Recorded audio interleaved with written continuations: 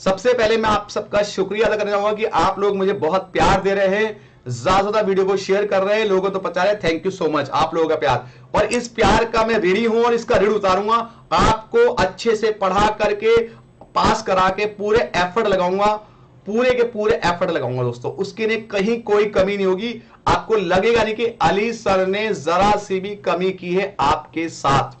देखो बेटा, मैं एक जैसे बहुत सारे क्वेश्चन करा रहा हूं आपको, कोई भी नहीं कराएगा इतने क्वेश्चन जितने मैं करा रहा हूं। यू बोल देंगे अरे टाइम कम है, क्या पढ़ाएं आपको, व्हाट टाइम है। भाई साहब, अगर ठेका लिया है, आप बन रहे हो तो पढ़ाओ बच्चों को, रिजल्ट लाना आपकी हमारी जिम्मेदारी है।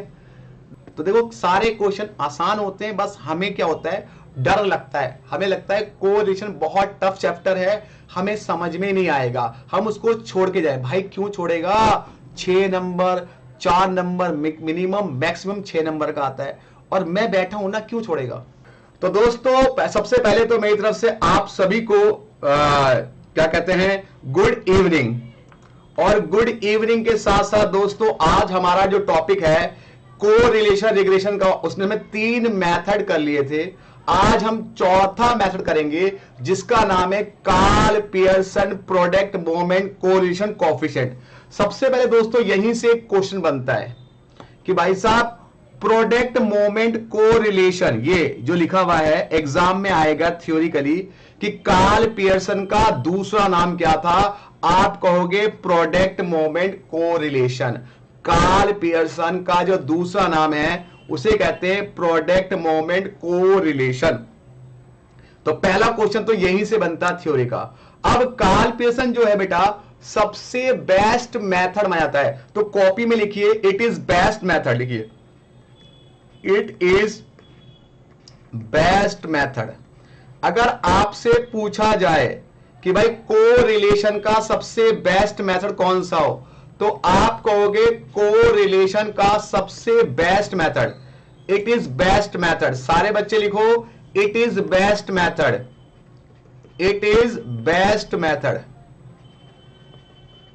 ठीक है, ये सबसे बेस्ट मेथड है।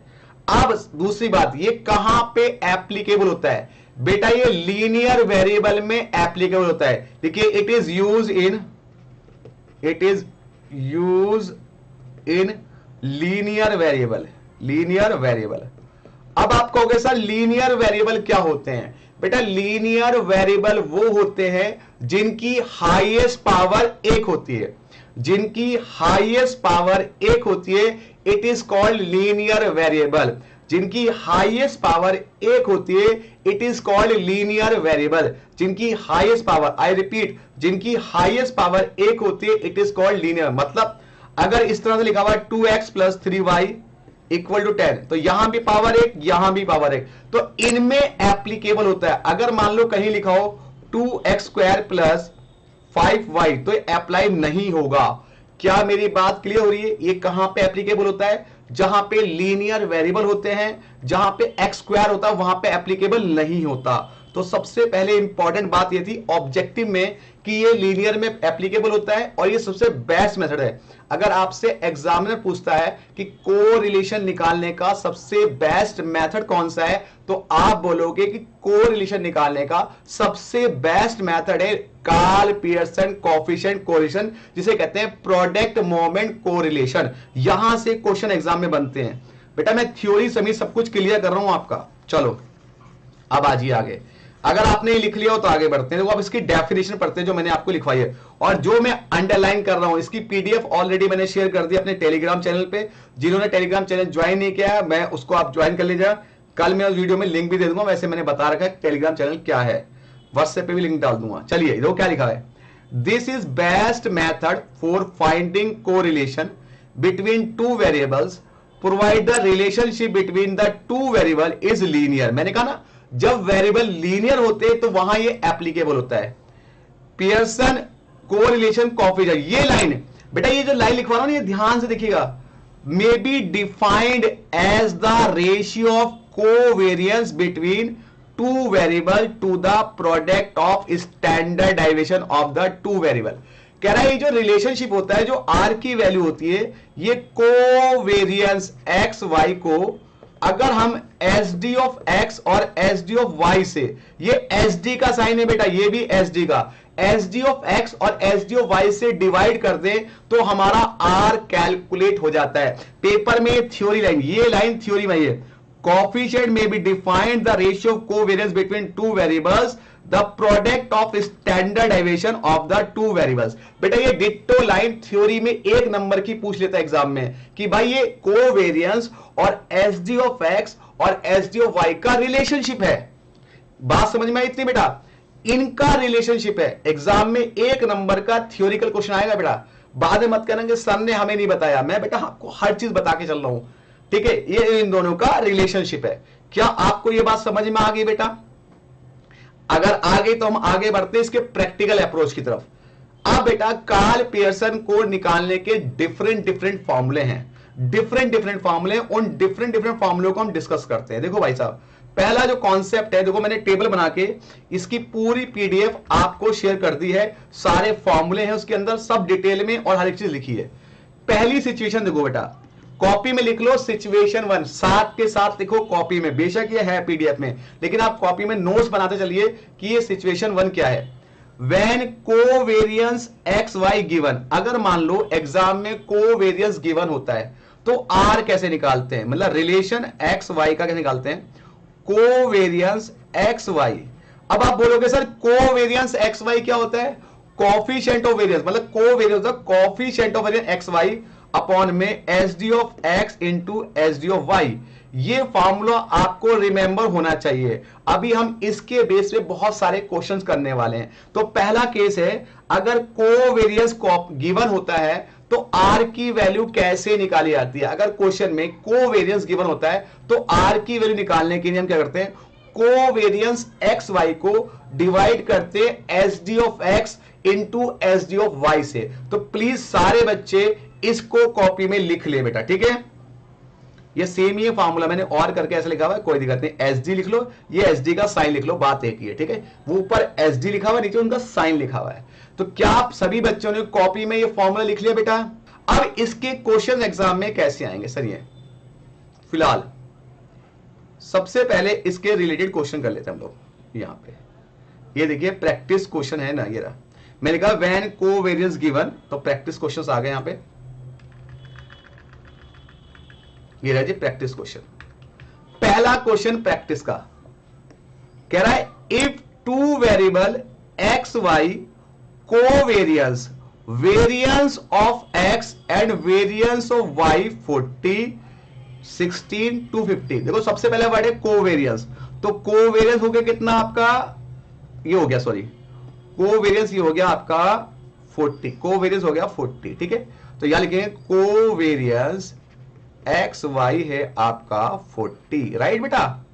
उसके बाद है वेरिएंस ऑफ एक्स। बेटा वेरिएंस ऑफ एक्स क्या होता है, अगर आपने सेंट्रल टेंडेंसी पढ़ा होगा तो एस डी ऑफ एक्स का जो स्क्वायर होता है उसे कहते हैं variance, S D of x का जो स्क्वायर होता है उसे कहते हैं वेरिएंस। तो वेरिएंस ऑफ एक्स है 16, फिर है वेरिएंस ऑफ वाई है 256, तो एस डी ऑफ वाई का स्क्वायर है 256, ठीक है बेटा। पहले सारी इंफॉर्मेशन लिख ली, अब हम क्वेश्चंस करने जा रहे हैं।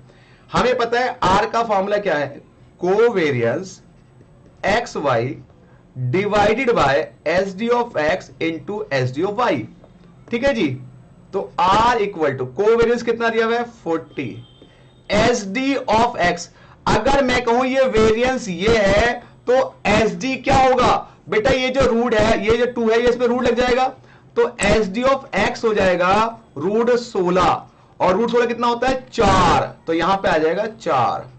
अब एस डी ऑफ स्क्वायर है 256, तो एस डी ऑफ वाई कितना हो जाएगा 256 का रूट, मतलब ये हो जाएगा 16। आप कैलकुलेटर में 256 दबाइए और रूट का बटन दबा दीजिए तो 16 आ रहा है, मुझे तो याद है इसलिए मैं आपको बता दिया। अब आर निकाल लीजिए, क्या आएगा 40 divided by 4 divided by 16, that is 0.625। क्या आपको आर निकालना आ गया बेटा? अगर आपको आर निकालना आ गया तो अच्छी बात है, एक क्वेश्चन और हो जाए, इसको नोट कर लो, फिर एक क्वेश्चन और कराते हैं आपको। सबसे पहले मैं आप सबका शुक्रिया अदा करना चाहूंगा कि आप लोग मुझे बहुत प्यार दे रहे हैं, ज्यादा वीडियो को शेयर कर रहे हैं, लोगों को तो पता है। थैंक यू सो मच आप लोगों का प्यार। और इस प्यार का मैं ऋणी हूं और इसका ऋण उतारूंगा। आपको अच्छे से पढ़ा करके पास करा के पूरे एफर्ट लगाऊंगा, पूरे के पूरे एफर्ट लगाऊंगा दोस्तों, उसके लिए कहीं कोई कमी नहीं होगी। आपको लगेगा नहीं कि अली सर ने जरा सी भी कमी की है आपके साथ। ठीक है, चलो, क्या आपको यह बात समझ में आ गई बेटा? चलिए बताइए, अगर ये समझ में आ गया तो एक बार थम्स अप दीजिए, फिर अगले क्वेश्चन में चलते हैं हम लोग। अगला क्वेश्चन ऐसी है, कराता हूं बेटा। देखिए, इतनी अच्छी बुक मैंने बनाई है ना, यकीन मानिए किसी ने इतनी अच्छी बुक नहीं बनाई है। एक सिस्टमेटिक क्वेश्चन आपको दिए जिससे आपकी प्रैक्टिस मैक्सिमम हो सके। किताब में एक क्वेश्चन होता है, फिर आप भटकते हो कौन सा क्वेश्चन करें। यहां मैंने बहुत सारे क्वेश्चन आपके तैयार किए हैं। If two variable X Y covariance, covariance, variance of X, variance of Y, covariance कितना है 20, तो यहां लिखेंगे कोवेरियंस एक्स वाई है आपका 20, राइट। और variance of X, variance of x का स्क्वायर है आपका 16, वेरियंस ऑफ वाई आपका है 6 का स्क्वायर है 64, राइट। अब आपको आर निकालना है, तो आर क्या है? कोवेरियंस, फॉर्मूला लिखिए पहले, covariance X Y upon S D of X into S D of Y. तो कोवेरियंस कितना गिवन है बेटा? 20 गिवन है, 20। अब एस डी ऑफ एक्स, अगर वेरियंस ये है तो इसका रूट निकालो, 16 रूट कितना होगा? क्योंकि आपको पता है कि इसका जो स्क्वायर है वो 16 है, तो एस डी एक्स कितना होगा? रूट 16 मतलब 4, तो यहां पे आ गए 4। अब एस डी ऑफ वाई ये है 64, तो 64 का रूट कितना होगा? 8, तो यहां पे 8 आ गया। चलो डिवाइड करो, 20 divide by 4 divide by 8, that is ये भी आ रहा है 0.625। आई थिंक सेम ही आंसर आ रहा है। क्या आप सबका ये आंसर आ गया? फटाफट बताइए, क्या आप सबका ये वाला आंसर आ गया है बेटा? देखो टेंशन ना लें आप लोग। चलो, आपके वो कॉन्सेप्ट जो वीक थे वो स्ट्रॉन्ग करा रहा हूं मैं आपको, जिसमें आप कंफ्यूज होते थे वो एकदम क्रिस्टल क्लियर करा दूंगा आपको मैं। चलिए, क्या सबका ये आंसर आ गया बेटा? चलो, हाँ सर हमारा आंसर आ गया है। चलो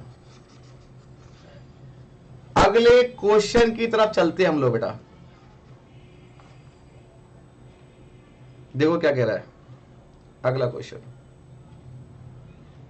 सॉरी 34 क्वेश्चन क्या कह रहा है? Coefficient of correlation X and Y, कह रहा है यहां पे कोफिशिएंट ऑफ कोरिलेशन दिया हुआ है, मतलब आर की वैल्यू दी है 0.5, कोवेरियंस 16, मतलब कोवेरियंस एक्स वाई आपको दिया है 16, and the S D of X, S D of x दिया है 4, आपको एस डी ऑफ वाई निकालना है, एस डी ऑफ वाई निकालना है, ये आपको निकालना है। अब आपको पता है कोवेरियंस दिया होता है तो हम आर कैसे निकालते हैं? आपको पता है आर इक्वल टू होता है covariance X Y divide by S D of X into S D of Y, यही होता है। अब आर कितना दिया हुआ है? 0.5 आपको आर दिया हुआ बेटा। कोवेरियंस एक्स वाई है 16, S D of X, S D of X कितना दिया हुआ है? 4, और into S D of Y हमें नहीं दिया हुआ। अब हम इसको सॉल्व कैसे करेंगे? फटाफट एस डी ऑफ वाई आ जाएगा कैसे? 16 डिवाइड बाय 4 इंटू 0.5। बताइए कितना आ रहा है? ये जो था ये 5 इधर आ गया, एस डी ऑफ वाई इधर आ गया, तो 16 डिवाइड बाय 0.5 डिवाइड बाय 4, ये 8 आ रहा है, एस डी ऑफ वाई आ रहा है 8।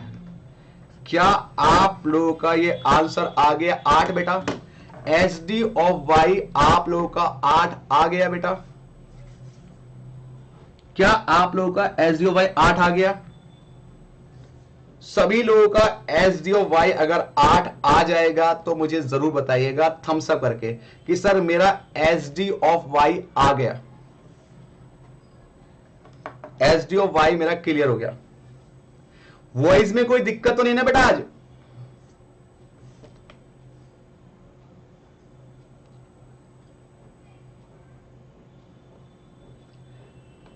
चलो देखो बेटा, मैं एक जैसे बहुत सारे क्वेश्चन करा रहा हूं आपको, कोई भी नहीं कराएगा इतने क्वेश्चन जितने मैं करा रहा हूं। यू बोल देंगे अरे टाइम कम है, क्या पढ़ाएं आपको, व्हाट टाइम है। भाई साहब अगर ठेका लिया है, आप बन रहे हो तो पढ़ाओ बच्चों को, रिजल्ट लाना आपकी हमारी जिम्मेदारी है। The covariance between two variables, covariance कह रहा, जो कोवेरियंस की वैल्यू होती है बेटा, ये एक्स वाई, इसकी वैल्यू बेटा पॉजिटिव भी हो सकती है, नेगेटिव भी हो सकती है और जीरो भी हो सकती है। कोई भी वैल्यू इसकी पॉसिबल है, या तो पॉजिटिव वैल्यू हो सकती है इसकी, या नेगेटिव या जीरो, कुछ भी वैल्यू हो सकती है कोवेरियंस की।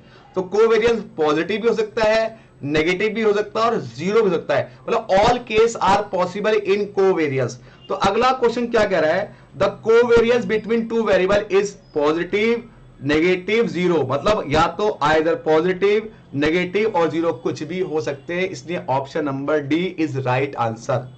कोवेरियंस का जो D option is right answer. चलो अब बेटा यहां पे एक बात आती है, सुनिए, यहां पे एक चीज मैंने दी हुई है, कोएफिशिएंट ऑफ डिटर्मिनेशन।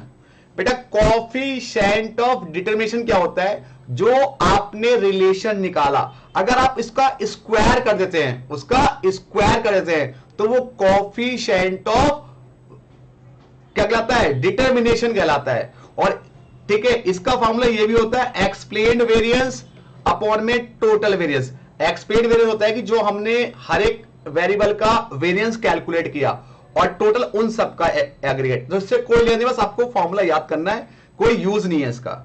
और आपको ये याद रखना है कोएफिशिएंट ऑफ डिटरमिनेंट क्या होता है, आर का स्क्वायर, और कोएफिशिएंट ऑफ नॉन डिटरमिनेंट क्या होता है, 1 माइनस आर स्क्वायर। अगर 1 में से आर स्क्वायर को माइनस कर दे तो कोएफिशिएंट ऑफ नॉन डिटरमिनेशन आ जाता है। ठीक है बेटा, अब यहां पे आइए जरा, क्वेश्चन से कैसे लिख आएंगे बेटा, ये देखिए, ये रहा, इफ आर इक्वल टू 0.6, अगर आर की वैल्यू 0.6 है तो coefficient of non determination, non determination क्या होता है, 1 माइनस आर स्क्वायर। तो 1 माइनस आर कितना है, 0.6 का स्क्वायर, तो आएगा 1 माइनस 0.36, तो दैट इज 0.64। तो कोएफिशिएंट ऑफ नॉन डिटर्मिनेशन हो गया 0.64। क्या आपको यह बात समझ में आई बेटा, 0.64 आ गया, हां जी आ गया सर। चलो चलिए आगे, उसके बाद है coefficient of correlation between X and Y 0.9, कह रहा उनके बीच में जो रिलेशन है वो 0.9 है। Then what will be the coefficient of determination, coefficient of determination होता है जो है आर का स्क्वायर, तो 0.90 का स्क्वायर, फटाफट बताओ कितना आएगा, 0.9 इंटू 0.9, यह आ जाएगा 0.81, that's your answer, 0.81, that's your answer. क्या आपको यह बात समझ में आ रही है बेटा, हाँ जी, क्या बात समझ में आ रही है बेटा। 2 क्वेश्चन और बचे कोवेरियंस के, सारे पीवाईक्यू सारे बुक के क्वेश्चन करा दिए कोवेरियंस से रिलेटेड। ठीक है बेटा, चलो अब आगे बढ़ जाते हैं। अब अगला क्वेश्चन, इससे पहले मैं आपको कुछ समझाता हूं। हमें पता है कि आर की वैल्यू -1 और 1 के बीच में होनी चाहिए, आर की जो वैल्यू है वो -1 और 1 के बीच में होनी चाहिए, सबको पता होना चाहिए बात। अब एक बात बताओ, मान लो एग्जांपल के तौर पर समझा रहा हूं कुछ बातें, मान लो कोवेरियंस एक्स वाई जो है आपका है ये लगभग मान लो 40, राइट, और H D of X into H D of Y, मैंने ना आर की वैल्यू या तो 1 या 1 से कम होनी चाहिए। भाई 1 से ज्यादा आर कभी नहीं हो सकता। मान लो इन दोनों की जो मल्टीप्लाई है वो मैं लिखता हूं आई थिंक 30, क्या बताओ आर कितना आएगा? सर आर आएगा 40 डिवाइड बाई ये 30। तो सर ये तो एक से ज्यादा आ रहा है। इसका मतलब क्या समझे कि इन दोनों की जो मल्टीप्लाई है वो क्या होगी? वो होगी 40 या 40 से ज्यादा, क्योंकि जब आर नीचे 40 रखोगे तब ये 1 आएगा, या नीचे 40 से ज्यादा वैल्यू रखोगे तब ये 1 से कम आएगा, क्योंकि आर की वैल्यू कभी भी 1 से ज्यादा नहीं आनी चाहिए। मेरी बात सुन रहे हो? आर की वैल्यू कभी भी 1 से ज्यादा नहीं आनी चाहिए। मतलब वो कह रहा है कि S D of X into S D of Y की जो वैल्यू होगी या तो वो कोवेरियंस एक्स वाई के बराबर होगी या उससे बड़ी होगी। S D of X into S D of Y की जो वैल्यू मल्टीप्लाई करके आएगी वो ऊपर जो कोवेरियंस होता है उसके बराबर होगी या उससे ज्यादा होगी। हमेशा याद रखना, हमेशा इन दोनों की जो मल्टीप्लाई है कोवेरियंस के या तो बराबर होगी या इससे ज्यादा होगी, या तो बराबर होगी या इससे ज्यादा होगी। इन दोनों की जो मल्टीप्लाई है या तो इसके बराबर होगी या इससे ज्यादा होगी, या तो इसके बराबर या इससे ज्यादा। क्या मेरी बात समझ में आई बेटा? अब इसी से रिलेटेड एक क्वेश्चन है, देखो बेटा यहां पे समझो क्या कह रहा है। नहीं समझ में आएगा दोबारा बताऊंगा, जब तक कॉन्सेप्ट बिल्कुल माइंड में सेट नहीं कर दूंगा तब तक आपको कराता रहूंगा। देखो क्या कह रहा है, कोवेरियंस 15 है, मतलब वो कह रहा है जो कोवेरियंस है एक्स वाई वो 15 है, राइट। कह रहा है what restriction should be put the standard diversion of X into S D of Y. कह रहा है S D of X into S D of Y क्या होगा? मैंने बताया कि इन दोनों की मल्टीप्लाई या तो इससे बड़ी या इससे ज्यादा होनी चाहिए, इससे बड़ी या इससे ज्यादा। तो कौन सा? The product of S D should be more than 15। 15 या 15 से ज्यादा हो, जितना कोवेरियंस होगा उतनी होनी चाहिए या उससे ज्यादा, क्योंकि अगर मान लो उतनी होगी तो आर 1 आएगा, उससे ज्यादा होगी तो आर की वैल्यू 1 से छोटी आएगी। लेकिन अगर उससे कम हुई तो आर 1 से ज्यादा आएगा, जो कंडीशन सही नहीं है, क्योंकि आर की वैल्यू कभी भी 1 से ज्यादा नहीं होनी चाहिए। क्या मेरी बात क्लियर हुई बेटा हर एक बच्चे को? ठीक है, क्या मेरी बात क्लियर हुई बेटा? चलो अगला क्वेश्चन, 40वां क्वेश्चन क्या कह रहा है? Covariance between two variable is 20। कह रहा है कोवेरियंस जो है एक्स वाई का ये 20 है, ठीक है। The variance of one of the variable, मतलब वेरियंस ऑफ एक वेरिएबल का वेरियंस, चाहे वो आप एक्स का वेरियंस मान लो चाहे वाई का। मैं मानता हूं एक्स का वेरियंस, एक्स का जो वेरियंस है वो 16 है, तो एस डी ऑफ एक्स कितना होगा बेटा? 4 होगा। ये बात समझ में आ गई? वो कह रहा है variance of other variable, other variable का वेरियंस निकालो। आपको पता होना चाहिए S D of X into S D of Y बड़ा किससे होता है? इससे, कोवेरियंस से बड़ा या बराबर। अब अगर एस डी ऑफ एक्स 4 है तो एस डी ऑफ वाई कितना होगा?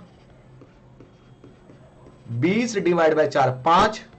एस डी ऑफ वाई 5 या 5 से बड़ा होगा, लेकिन वो पूछा है वेरियंस, तो वेरियंस क्या होगा? एस डी ऑफ वाई का स्क्वायर इससे बड़ा होगा, 5 के स्क्वायर से बड़ा होगा। मतलब एस डी ऑफ वाई का जो स्क्वायर होगा वो 25 या 25 से बड़ा होगा, 25 या 25 से बड़ा होगा। ये बेटा थोड़ा सा आपको कंफ्यूज कर सकता है, लेकिन जो मैंने पहले बताया था कि कोवेरियंस की जो वैल्यू है वो उन दोनों के मल्टीप्लाई के या तो बराबर होगी या उससे हमेशा छोटी होगी। क्या ये यहां तक कोवेरियंस वाला कॉन्सेप्ट हमने खत्म कर दिया? सारे क्वेश्चंस करा दिए, जितने एग्जाम्पल सारे करा दिए, जितने पीवाईक्यू थे सारे करा दिए, जितने बुक के क्वेश्चन थे सारे करा दिए, कोवेरियंस से रिलेटेड सारे थ्योरी क्वेश्चन भी करा दिए। चलो जी बेटा, अब बताओ यहां तक कोई दिक्कत किसी को? तो अगर कोई दिक्कत है दोबारा डिस्कस कर लेते हैं, कोई जल्दीबाजी नहीं है। देखो कोर्स जो है अगर मैं ऐसे जो करा रहा हूं, मैं कोशिश करूंगा कि 20 से अप्रैल तक कोर्स कंप्लीट करा दूं आपका, 20 अप्रैल तक। बेटा सारे चैप्टर करा रहा हूं ना, सोच के देखो कि सारे चैप्टर डिटेल में अली सर करा रहे हैं। 1 महीना सर के पास है, कुल मात्र 1 महीने में सारे चैप्टर करना आसान तो नहीं होता, लेकिन मैं कमिट कर रहा हूं कि आपको 20 अप्रैल तक फ्री कर दूंगा। और टेस्ट उसके बाद मॉक टेस्ट देना, आप लोग कम से कम 2 मॉक टेस्ट देना, उसके बाद आप लोग एक्सपर्ट हो जाओगे। और साथ के साथ आरटीपी एमटीपी करनी है हम लोगों को, जो भी आईसीआई की अभी इशू हुई है ना, वो भी करनी है। फिलहाल तो अभी पहले बुक के कुछ क्वेश्चन चैप्टर निपटा लें, जैसे टाइम वैल्यू मनी हो गया, ये हो गया। इसके बाद सेंट्रल टेंडेंसी भी कराऊंगा, एपीजीपी भी कराऊंगा, ठीक है, परम्यूटेशन कराऊंगा, प्रोबेबिलिटी भी कराऊंगा, फर्स्ट चैप्टर भी सब कराऊंगा, आराम आराम से, जल्दीबाजी नहीं है। लेकिन 20 अप्रैल तक आपको फ्री कर दूंगा। इतनी डिटेल में कोई नहीं कराने वाला भाई साहब, सब कहेंगे नहीं हमारे बस की नहीं है, मैं कराऊंगा। मैंने वादा किया आपसे, चाहे मुझे दिन रात आपको पढ़ाना पड़ेगी, मैं कराऊंगा। आपका साथ चाहिए बस थोड़ा सा। बात समझ में आ रही है बेटा? ये वाला रिपीट कर दो। ओके बेटा, मैं रिपीट कर देता हूं, कोई बात नहीं। देखो बेटा, मैंने आपको बताया क्या था, ध्यान से देखिएगा, क्वेश्चन को दोबारा देख लो क्या कह रहा है। एक बार और कर लेते, कोई दिक्कत वाली बात नहीं है। आप और हम मिलकर दोबारा करते। देखो क्या कह रहा है, आपको पता है कि जो एस डी ऑफ एक्स है,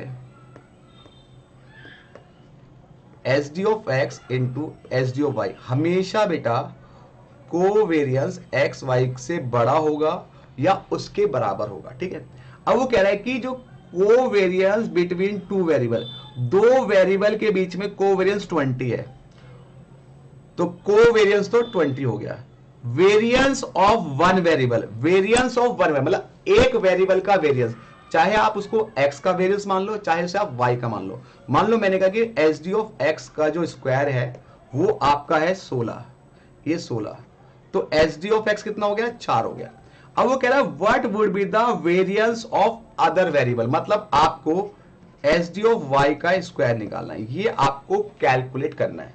आपको पता है कि S D of X into S D of Y हमेशा कोवेरियंस से बड़ा होगा या बराबर होगा।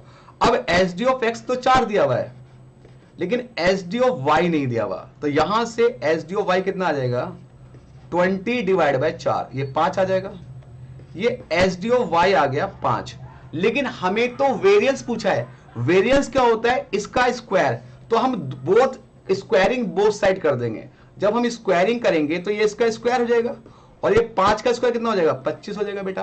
तो क्या कह रहा है कि वेरियंस ऑफ वाई स्क्वायर 25 या 25 से ज्यादा होना चाहिए। तो कौन सा ऑप्शन है, ऑप्शन ए कह रहा है 25 या 25 से ज्यादा होना चाहिए। क्या आपको बेटा बात क्लियर हुई?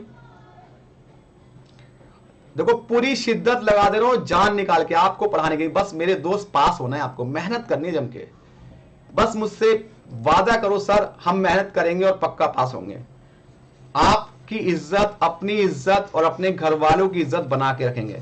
हम आईसीआई को मुंह तोड़ जवाब देंगे कि आईसीआई तेरे में दम नहीं है हमें फेल करने का, हम पास होके दिखाएंगे।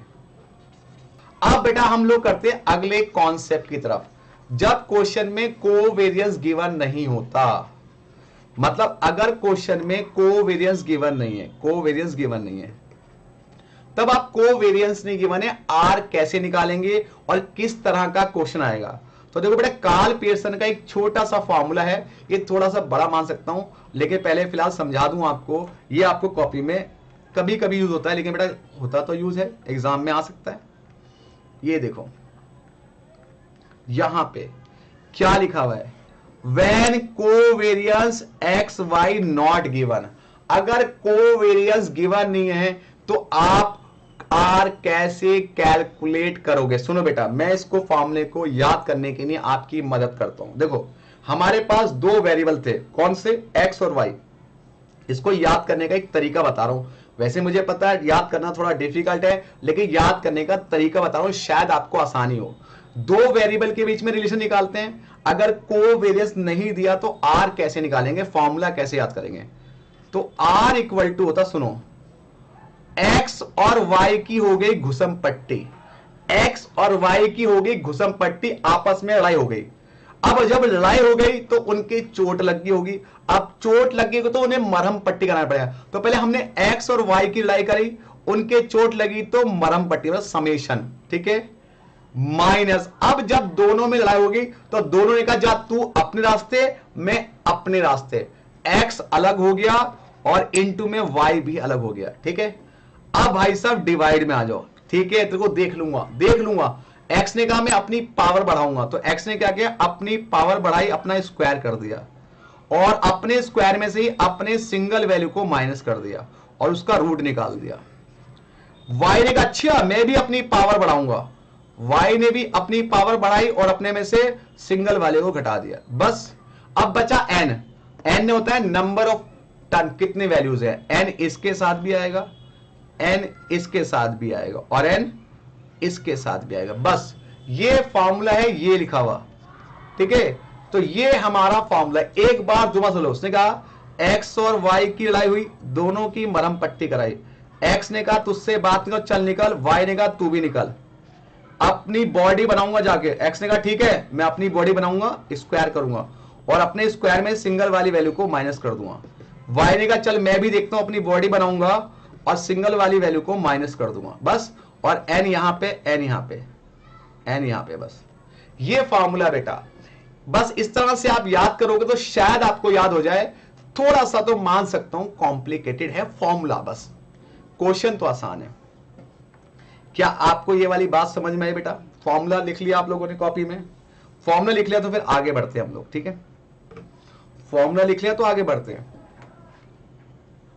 हाँ जी, चलो लिख लिया, थम्स अप कीजिए, क्वेश्चन कराते हैं बेटा फिर इसके हम। थम्स अप कीजिए, फिर हम क्वेश्चन कराएंगे इसके।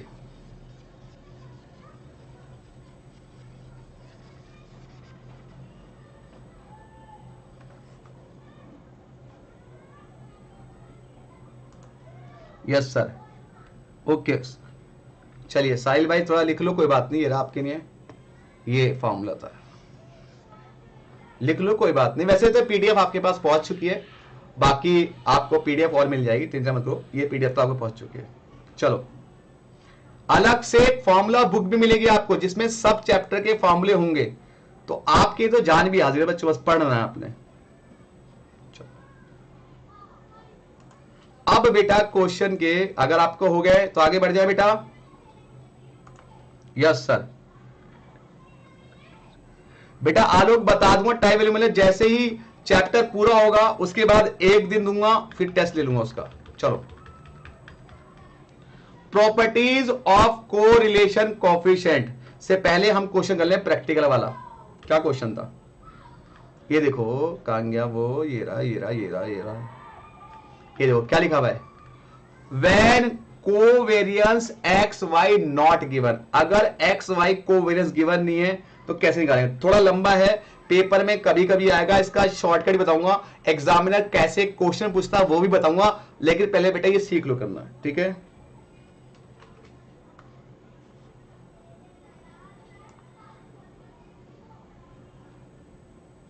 चलो अब मैं इसको कराता हूं, थोड़ा सा थोड़ा छोटा करता हूं, दिख रहा है बेटा सबको? चलो अब हम इसका कोवेरियंस निकालना सीखेंगे, अगर सॉरी आर निकालना सीखेंगे जब कोवेरियंस गिवन नहीं होता। तो यहां लिखते हैं x, यहां लिखते हैं y, ठीक है? फिर x और y की मल्टीप्लाई, x का स्क्वायर y का स्क्वायर।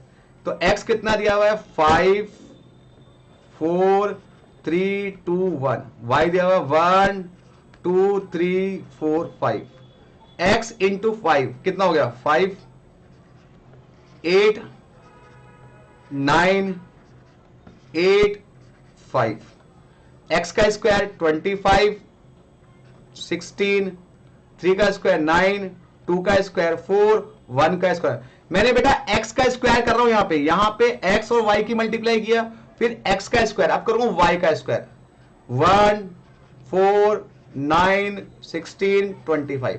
चलो अब ऐड कर लो फटाफट, सबको ऐड करो फटाफट, सबको ऐड करो फटाफट। 5 4 3 2 1, तो ये आ रहा है 15, ये 15 आ रहा है, ये भी 15 आ रहा है। इसका स्क्वायर एक्स वाई करो, 5 8 9 8 5 कितना आ रहा है 5 8 9 8 5 35 आ रहा है बेटा 13 9 22 38 35 ठीक है। यहां पे करो इसका, यहां पे कोई कितना आएगा 25 16 9 4 1 55 आ रहा है और ये भी 55 आ रहा है। क्या आप लोगों ने यहां तक कर लिया बेटा? पहले मैंने x इंटू वाई किया, फिर x का स्क्वायर किया, फिर y का स्क्वायर किया। क्या बेटा आपको ये टोटल समझ में आ रहा है कैसे हुआ? हाँ जी, हाँ जी बोलो।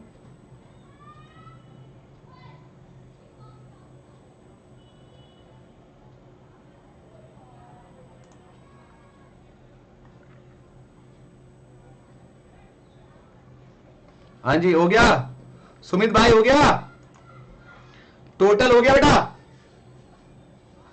बोलो, सबका हो गया?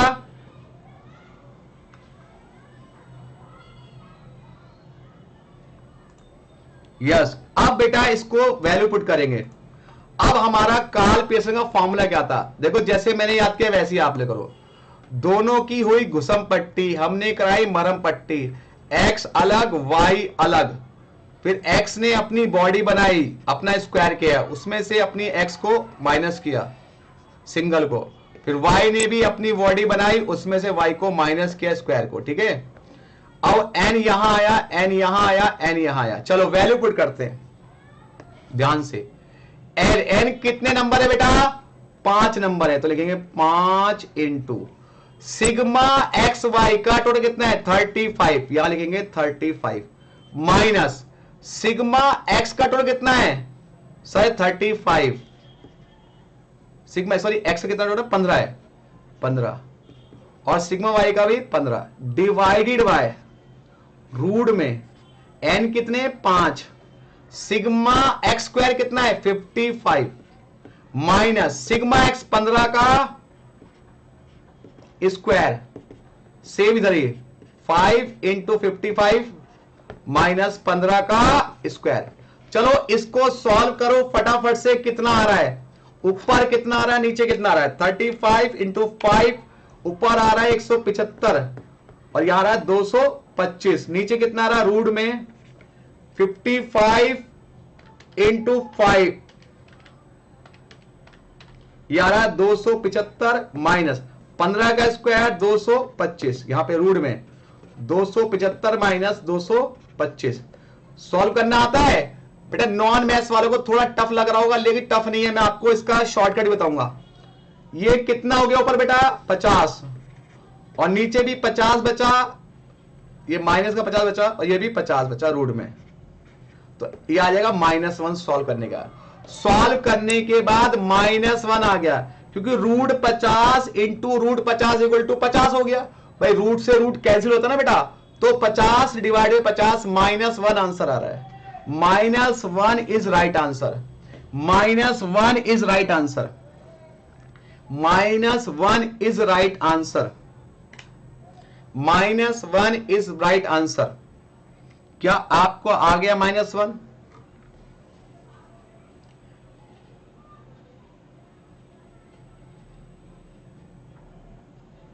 -1 आ गया क्या आपका?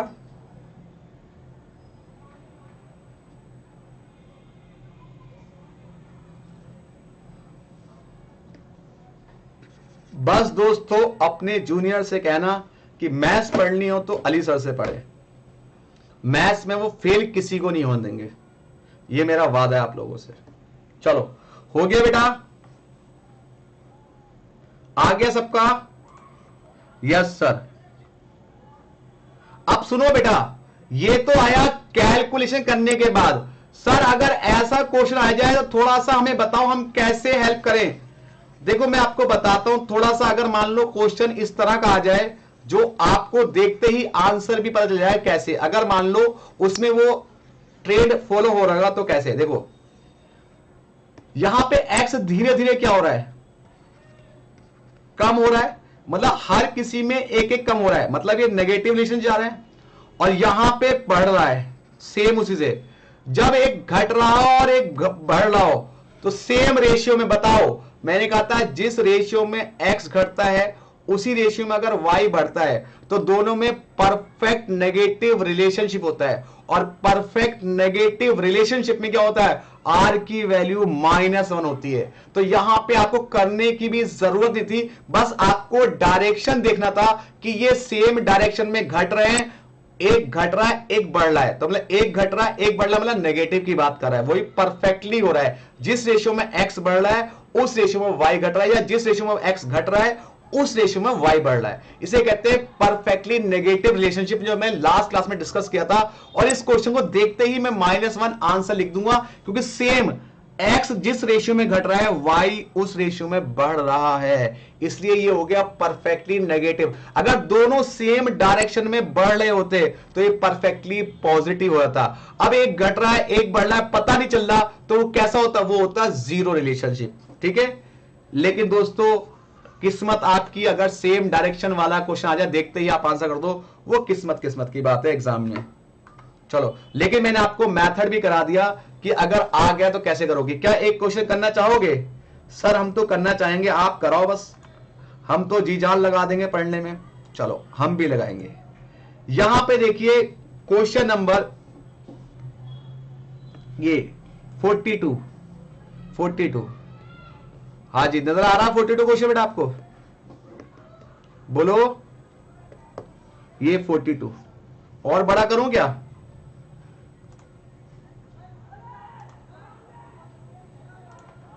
अब आ रहा बेटा नजर? अब ध्यान से देखिएगा, 9 8 7 6 6 7 8 9 10, क्या उस रेशियो में एक बढ़ रहा है एक घट रहा है या नहीं घट रहा? देखो ये घट रहा है और ये बढ़ रहा है, सेम रेशियो में, क्या आंसर आ जाएगा? -1, परफेक्टली नेगेटिव। क्या आपको ये वाली बात समझ में है बेटा? अब यहां पे देखो ये वाला क्वेश्चन, भाई साहब जब ये क्वेश्चन आया तो बच्चे डर जाते हैं। मैंने कहा कि x में या y में कहीं भी अगर एक भी जीरो आपको नजर आ जाए, x में या y में कहीं भी एक भी जीरो आपको नजर आ जाए, तो भाई साहब r की वैल्यू 0 होती है, करने की जरूरत नहीं है। यहां पे x या y कहीं भी अगर एक हो या एक से ज्यादा भी जीरो, तो आंसर 0, करने की जरूरत नहीं है आपको, बिल्कुल भी करने की जरूरत नहीं है। तो यहां पे आंसर आ गया 0। चलो 44 क्वेश्चन,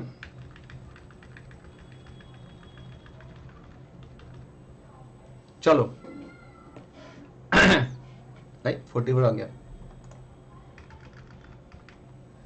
-5 -4 -3, अरे 0, अरे 0 आ गया, answer is 0। Coefficient due to Pearson, मतलब कार्ल पियर्सन की बात कर रहा था। जैसी आपने 0 देखा आंसर 0 टिप दो बस, चाहे x वाली वेरिएबल में हो 0, चाहे y वाले में हो, किसी एक में हो 0 या एक से ज्यादा भी 0 तो आंसर इज 0। चलो यहां पे आ जाओ अगले क्वेश्चन में। ये देखो, what is coefficient of correlation from the following data? x बढ़ रहा है, वेरी गुड, y घट रहा है, लेकिन यहां क्या हुआ, लास्ट वाला वेरिएबल धोखा दे गया। अगर लास्ट वाला वेरिएबल यहां पे 1 आता तो परफेक्टली नेगेटिव होता, लेकिन लास्ट वाला वेरिएबल अचानक बढ़ गया, इसने रिलेशन को खराब कर दिया, कोई रिलेशन साबित नहीं हो रहा, तो ऐसे में आंसर क्या होगा? 0।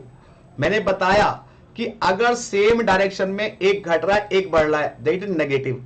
यहां देखो धीरे धीरे बढ़ रहा था, x बढ़ रहा था y घटा, लेकिन यहां पे आ गया 6, अगर 6 की जगह 1 होता तो ये परफेक्टली नेगेटिव होता, लेकिन यहां पे 6 आ गया तो 6 इंक्रीज हो गया, अचानक घट जाते बढ़ गया। तो ऐसे केस में बेटा कोई रिलेशन नहीं बनता। याद करो मैंने ये कर्व लीनियर आपको कराया था, तो ऐसे केस में r क्या होता है? 0 होता है। तो देखो सारे क्वेश्चन आसान होते हैं, बस हमें क्या होता है, डर लगता है, हमें लगता है कोरिलेशन बहुत टफ चैप्टर है, हमें समझ में नहीं आएगा, हम उसको छोड़ के जाए। भाई क्यों छोड़ेगा? 6 number 4 number minimum, maximum 6 number का आता है, और मैं बैठा हूं ना, क्यों छोड़ेगा? चलो, आपको बेटा बात समझ में आई? बोलो, परफेक्ट तरीके समझ में आ रही है बेटा? अब अगला क्वेश्चन करते हैं, ये वाला सॉरी, ऊपर पहुंच गए। Compute correlation coefficient between X and Y. N बराबर 10 है, एन बराबर 10 है, सिग्मा एक्स वाई कितना दिया हुआ है? 220। सिग्मा एक्स स्क्वायर दिया हुआ है 200, सिग्मा वाई स्क्वायर है 262, सिग्मा एक्स है 40, सिग्मा वाई है 50। याद करो, अभी मैंने फॉर्मूला बताया था आपको, वो बड़ा वाला। फटाफट इसमें बड़ा वाला फॉर्मूला अप्लाई करो और मुझे आंसर निकाल के दिखाओ। मैं वेट कर रहा हूं आपके आंसर्स का, ठीक है? वेट कर रहा हूं आपके आंसर का, फटाफट, ठीक है? फटाफट वेट कर रहा हूं मैं आपके आंसर का।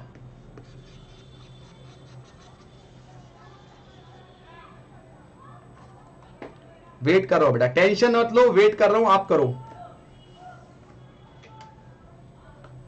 देखता हूं क्या आंसर आता आपका।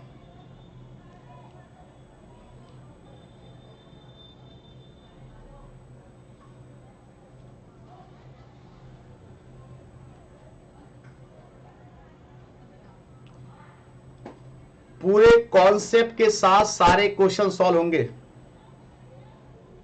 हाँ जी, करो करो, शाबाश करो।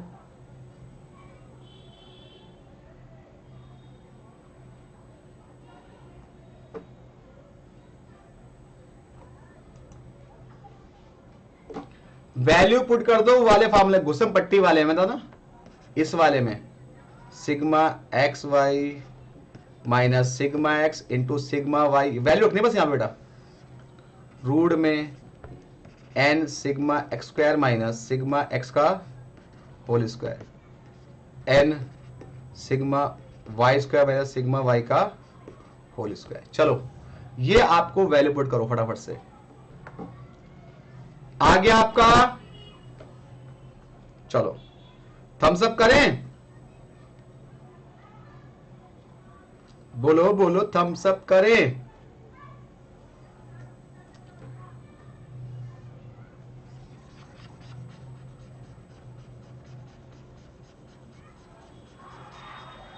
चलो, इतनी डिटेल कहीं नहीं मिलती आपको। चलो चलिए सुमित भाई, चलिए आगे बढ़ते हैं। बस आपसे एक ही रिक्वेस्ट है, आप लोग बस सपोर्ट करिए मेरे को, अच्छे अच्छे कमेंट दीजिए, बस बात खत्म, ज्यादा कुछ नहीं चाहिए। चलो चलो, यहां पे ये क्वेश्चन आपके लिए होमवर्क है। देखो 1 और 2 है, तो x ये हो गया, y ये हो गया, तो मतलब इसको मैं लिख दूं x और यहां लिख दूं y। x हो गया 1 2 3 4 5, y हो गया 2 5 7, 2 5 2 5 7 8 10। ये आपको घर से करके लाना, आर निकालनी, मतलब घर पे क्वेश्चन की प्रैक्टिस करनी है। और जनवरी 2021 में आया था, इसको बड़े वाले फॉर्मूले से सॉल्व करना है जो अभी हमने करा था, एक्स वाई, एक्स का स्क्वायर वाई का स्क्वायर, ठीक है बेटा? बस ये ध्यान रखना। चलो करके लाना, मतलब घर पे प्रैक्टिस करना, नहीं होगा तो मैं करा दूंगा, राइट? चलो अगले क्वेश्चन की तरफ करते हैं, क्योंकि हमने ऐसे क्वेश्चन कर लिए हैं, आप करना। क्वेश्चन नंबर 49 क्वेश्चन आपको नजर आ रहा है? Sum of the product of division of X Y from there mean is 0। वो कह रहा है अगर हम sigma X into sigma Y इसकी वैल्यू निकालें 0 आ जाए, तो अगर ये सब 0 होता है ना बेटा, तो आर भी हमारा 0 होता है। याद रखना कि sum of product of division X Y from there mean is 0। अगर ये वर्ड कहीं भी लिखा है, इनकी मल्टीप्लाई, मतलब ऐसे इसको sigma D X into sigma D Y भी कहते हैं, वो 0 हो, तो समझ लो आपका आर भी 0 होता है। इस लाइन को अंडरलाइन कर लो। अगर सम ऑफ डिविजन एक्स और वाई से जो निकाला गया है मीन से, अगर वो 0 है तो R भी 0 होता है। ये जुलाई 2021 में थ्योरी क्वेश्चन आया था। ठीक है, चलो आगे। Karl Pearson coefficient method is used. Karl Pearson coefficient method कहां होता है? जहां अनग्रुप्ड डेटा होता है, मतलब जहां पे आपकी क्लास इंटरवल नहीं होती, अनग्रुप्ड होता है डेटा, वहां पे बेटा कार्ल पियर्सन होता है। ग्रुप डेटा में कार्ल पियर्सन नहीं यूज होता है। ठीक है, और स्क्वायर्ड मतलब जो बिखरे हुए होते हैं उनमें भी नहीं होता। हर टाइप के डेटा में कार्ल पियर्सन होता है। मैंने कहा जो वेरिएबल हो लीनियर होंगे, और लीनियर को ही अनग्रुप भी कहा जाता है। तो अनग्रुप लीनियर को कहा जाता है। तो समझ लो ऐसा मान लो आप, लीनियर को ही अनग्रुप मान करके मान लो कि जो लीनियर होगा वही अनग्रुप होगा, और अनग्रुप डेटा में कोरिलेशन नहीं लगता कार्ल पियर्सन का। तो ये कॉन्सेप्ट भी खत्म हो गया कि अगर कोवेरियंस नहीं दिया हो तो बड़े तरीके से आर कैसे कैलकुलेट करते हैं। चलो अब आगे बढ़ जाते हैं, आगे बढ़ जाते हैं। अगला भाई साहब ये कॉन्सेप्ट भी देखो, नया ताजा तक कॉन्सेप्ट, ये कॉन्सेप्ट बच्चे नहीं सीखते हैं, पेपर में आ जाता है। ये देखो कॉन्सेप्ट क्या है, जरा ऊपर देखो कॉन्सेप्ट क्या है। When linear equation given, how find to correlation। अगर मान लो आपको एक लीनियर इक्वेशन दिया है, मतलब ऐसे दिया है कि y इक्वल टू, ये दिया हुआ है a प्लस बी एक्स, ये एक लीनियर इक्वेशन है। इस केस में आप r कैसे निकालोगे, मतलब मैं और समझाऊं, अगर ऐसे दे 4 प्लस 3x, इस इक्वेशन में r कैसे निकालोगे, r का पता लगाओ। तो मैं आपको बताता हूं, अगर कभी आपको लीनियर इक्वेशन नजर आ जाए, लीनियर इक्वेशन इस फॉर्म में नजर आ जाए, तो आपको ना ये चेक करना है जो x के साथ क्या है, b, ये b के आगे बताओ प्लस का साइन है या माइनस का। सर b प्लस में, अगर b की वैल्यू 0 से बड़ी होगी तो r 1 होगा, और b की वैल्यू अगर 0 से छोटी होगी तो r माइनस 1 होगा। अब बोलोगे सर b बड़ा कैसे होगा, भाई मान लो इक्वेशन है y equal to 2 plus 3x, तो यहां पे प्लस का साइन है बेटा, अगर ये प्लस का साइन है तो b क्या हो गया, 0 से बड़ा, तब r क्या होगा, 1 होगा। अगर ये ऐसे होता है 2 माइनस 3x, अगर मान लो ऐसे होता है 2 माइनस 3x, तब क्या होता, b 0 से छोटा होता क्योंकि माइनस है, तब r होता माइनस 1। तो सब कुछ डिपेंड करता है b के ऊपर। b की वैल्यू अगर 0 से बड़ी है तो r की वैल्यू 1 होगी, b की वैल्यू अगर 0 से छोटी है तो r की वैल्यू माइनस 1 होगी। ये देखो यहां लिखा हुआ है y equal to a plus B X, when b greater than 0 then r equal to 1। y a plus B X equation है, अगर b की वैल्यू 0 से छोटी है तो r होगा माइनस 1। अब इस पे बेस क्वेश्चन कैसे करने हैं, लिखा हुआ है 51 क्वेश्चन है ये, ध्यान से देखिएगा। 51 क्वेश्चन पे हम लोग बात करें, y equal to a plus B X, what is coefficient of correlation, x और y, x और y का कोफिशिएंट कोरिलेशन पूछ रहा है।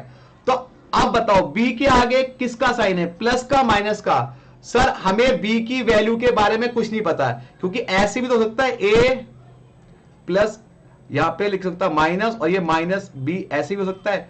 तो डिपेंड करता है b, अगर b 0 से बड़ा होगा तो r 1 होगा, b 0 छोटा होगा तो r माइनस 1 होगा।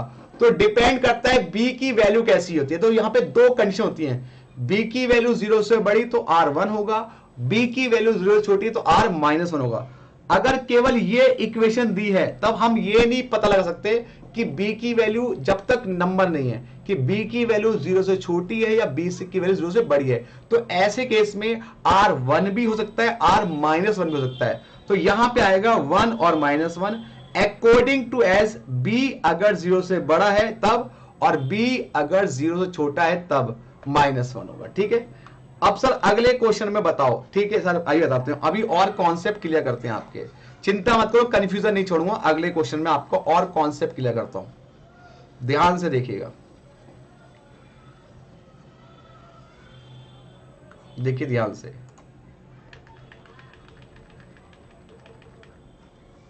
ये देखो, in case correlation coefficient between two variable, अगर r की वैल्यू 1 है, r 1 है, तो बताओ क्या होगा, b 0 से बड़ा हो गया या b 0 छोटा? सर अगर r 1 है तो b 0 से बड़ा होगा, तो b 0 से बड़ा वाला आंसर होगा, क्या होगा, y equal to a plus B x, b 0 से बड़ा, इसका आंसर हो गया। चलो अगला 53 में देखो बेटा, 53 में आ जाओ। यहां पे ये इक्वेशन दी है, तो सबसे पहले इस इक्वेशन में y को सेपरेट कर लो, क्या आएगा, 3y इक्वल टू, ये उधर जाओ तो क्या आएगा, -2x -4। अब बताओ x के साथ वैल्यू कितनी है, -2, तो b 0 से छोटा है या नहीं है? अगर b, क्योंकि -2 है ना बेटा, -2 है तो b 0 से छोटा है। जब b 0 से छोटा है तो r कितना होगा, -1। r कितना होगा, -1। Option number C. बेटा ऐसे क्वेश्चन भी एग्जाम में आते हैं, बच्चे करते ही नहीं है, कर लेंगे बेटा। सब एक भी क्वेश्चन ऐसा नहीं होगा जो आपको समझ में ना आए और आपके नॉलेज से बाहर आ जाए एग्जाम में। ये रहा, यहां पे देखो, यहां पे x का वैल्यू कितनी है, प्लस का 7 है, तो b 0 से बड़ा है ना बेटा, तो r कितना होगा, 1। r होगा 1, ऑप्शन सी। अब मुझे बताओ क्या आपका ये कॉन्सेप्ट समझ में आ गया बेटा? बस आखिरी कॉन्सेप्ट बचा है कोरिलेशन का, रिग्रेशन का नहीं, कोरिलेशन का आखिरी कॉन्सेप्ट बचा है बस। कोरिलेशन के सारे कॉन्सेप्ट खत्म हो गए, एक बचा बस, ओरिजिन और स्केल वाला। पहले बताओ यहां तक कोई दिक्कत तो बताओ।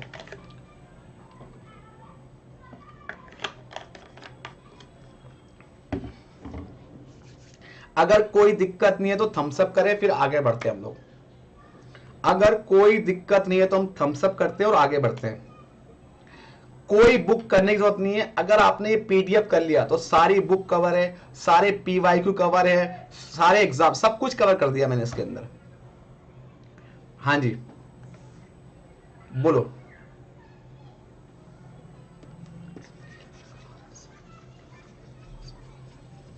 चलिए जी,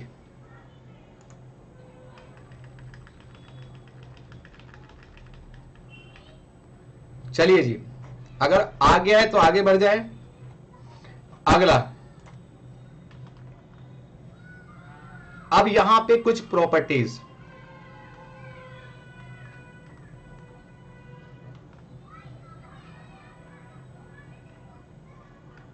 ये प्रॉपर्टीज है कुछ आपको, ये पढ़ते हैं थ्योरी पहले, फिर बाद में उस कॉन्सेप्ट को करेंगे।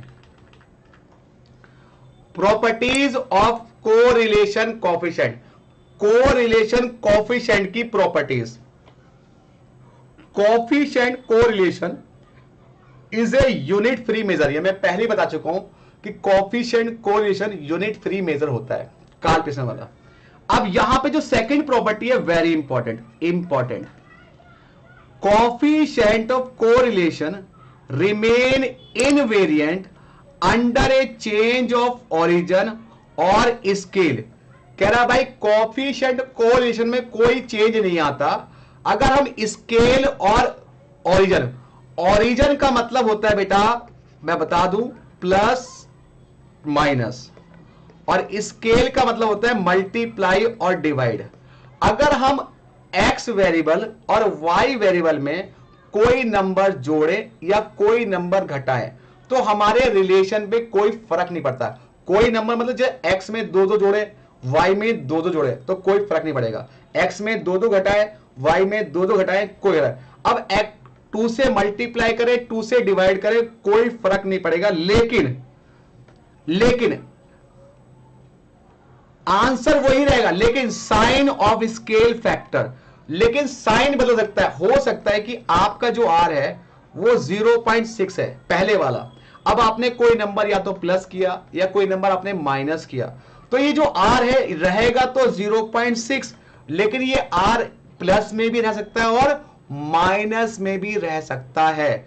अगर हम कोई नंबर ऐड करें या कोई नंबर माइनस करें तो r में तो रिलेशन में तो कोई फर्क नहीं पड़ेगा, लेकिन ये रिलेशन अगर पॉजिटिव है तो पॉजिटिव भी रह सकता है या इसका साइन चेंज भी हो सकता है। That is very important properties. अब यहां पे इन्होंने ऐसे सॉल्व किया है, मैं ऐसा सॉल्व नहीं करवाऊंगा, और ये आपको केवल कुछ नहीं करना, अब आपको करना कैसे मैं बताता हूं, और क्वेश्चन कैसे आएगा एग्जाम में वो कैसे है। तो चलिए हम चलते हैं अपने उस कॉन्सेप्ट पे जहां इससे रिलेटेड क्वेश्चन आएंगे। चलो यहां पे देखो, या हेडिंग लिखो, ये सारे बच्चे यहां पे हेडिंग लिख लो, लिख ली बेटा। Change in origin and scale related problem, कि ओरिजिन और स्केल में अगर चेंज आता है तो उससे रिलेटेड क्वेश्चन कैसे सॉल्व किए जाते हैं।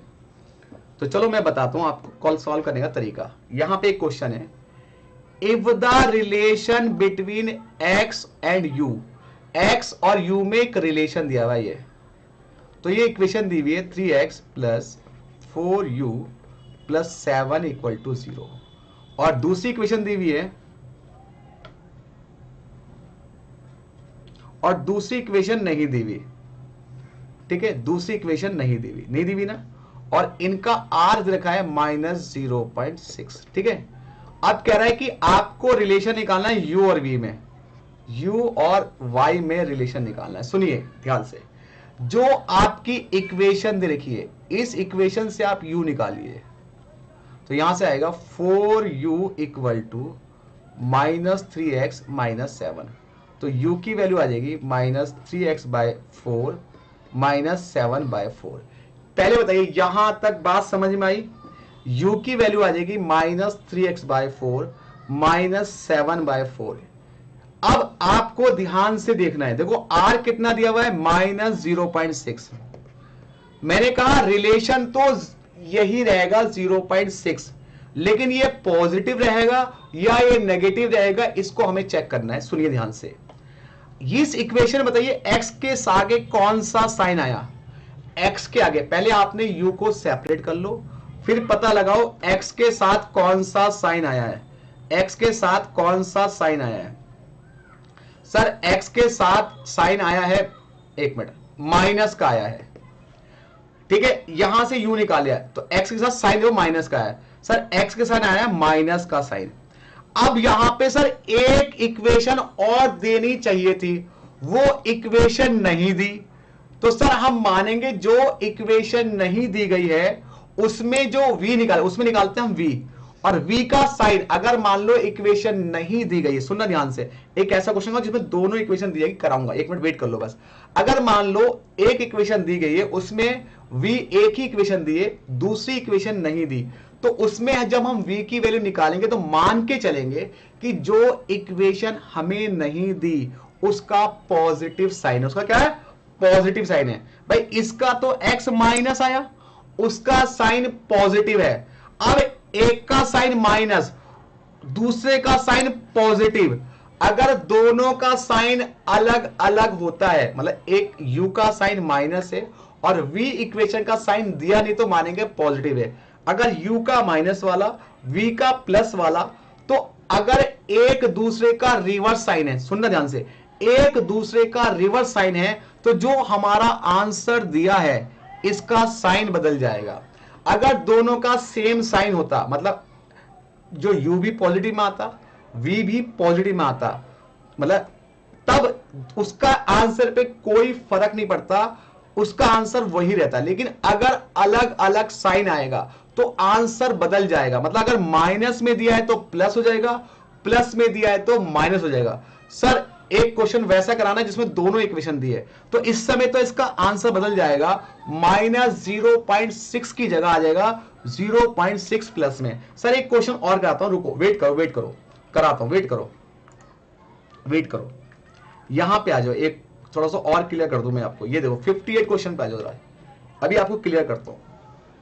u बराबर 5 प्लस x 6 है, तो यहां से पहले u निकाल लो, क्या आ जाएगा -5x प्लस 6, और यहां से निकाल लो v निकालो, क्या आएगा 3y माइनस 7b इक्वल 20, तो -7b 20 माइनस 3y, तो v इक्वल टू आ जाएगा ये यहां से 20/-7 और माइनस माइनस प्लस 3y/7, ये आ गया। अब यहां से देखो u के आगे माइनस का साइन यहां पे, x था ना, नहीं y, सॉरी x के आगे देखो, सॉरी यहां पे x नहीं है, यहां पे है, सॉरी y के आगे प्लस का साइन, x के आगे माइनस का साइन, क्या दोनों का साइन अलग अलग है? y के आगे प्लस का साइन, एक्स के आगे माइनस का साइन, क्या दोनों के आगे साइन अलग अलग है? अगर दोनों के आगे साइन अलग अलग है तो आंसर का साइन बदल जाएगा। आंसर दिया हुआ 0.58, तो कितना बन जाएगा? -0.58। मेरी बात दोबारा सुनो, x के आगे माइनस साइन, और जब हमने v निकाला तो y के आगे प्लस साइन, एक का साइन माइनस, एक का साइन प्लस, कोई भी माइनस हो कोई भी प्लस हो कोई फर्क नहीं पड़ता। अगर दोनों का अलग अलग साइन है, अलग अलग साइन है, तो भाई साहब आंसर का साइन बदल जाएगा। लेकिन अगर दोनों का सेम साइन होता तो आंसर वही का वही रहता, उसका कोई साइन नहीं बदलता, आंसर का साइन नहीं बदलता। आई रिपीट माई वर्ड, अगर x के आगे माइनस है, y के आगे प्लस है, अगर दोनों के आगे अलग अलग साइन है तो जो हमारा आंसर है उसका साइन बदल जाएगा। लेकिन अगर दोनों के आगे सेम साइन होता तो आंसर जो दिया होता वही माना जाता है। अब इससे पहले वाले क्वेश्चन बेटा देखो, इससे पहले वाले क्वेश्चन में एक ही इक्वेशन थी, केवल एक ही इक्वेशन थी, तो यहां से हमने एक इक्वेशन से जो u निकाला तो वो u आया इधर जाकर के माइनस में आया x की वैल्यू, लेकिन y की वैल्यू नहीं दी थी, मान के चलेंगे वो प्लस है, तो यहां भी माइनस और प्लस अलग साइन हो गया। अलग साइन होने की वजह से जो हमारा आंसर है उसका साइन बदल जाएगा, वो माइनस से प्लस में आ जाएगा। ठीक है, ये बताओ, थोड़ा सा कंफ्यूजिंग लगा होगा लेकिन समझ में आ गया होगा बेटा। अगर क्लियर हो गया तो हम आगे बढ़ते हैं और क्वेश्चन करते हैं इसके। पहले एक बताओ, यहां तक क्लियर हो गया? ठीक है, फिर हम आगे बढ़ेंगे। काल पेशेंट खत्म होने वाला, बस बस बिल्कुल चिंता मत करो। चलिए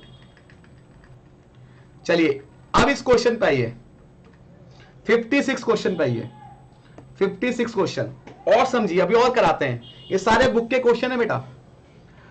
x ये दिया हुआ है 2 4 3 6 5 7, इसको बदल के u हो गया और v हो गया। x को बदल दिया u और v में, तो u कितना हो गया? ये u है -3 -2 0 -1 और 2, v है -4 -2 -1 0 2।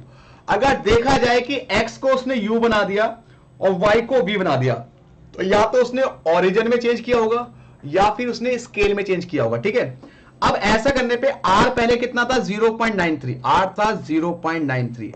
अब बताना है अगर x को u बना दिया, y को v बना दिया, तो हमारा रिलेशन क्या रहेगा? मैंने कहा था ओरिजिन में चेंज आए या स्केल में चेंज आए तो बेटा हमारा r वही रहता है, केवल उसका साइन बदल सकता है और नहीं भी बदल सकता, वो डिपेंड करता है हमारे माइनस और प्लस पे।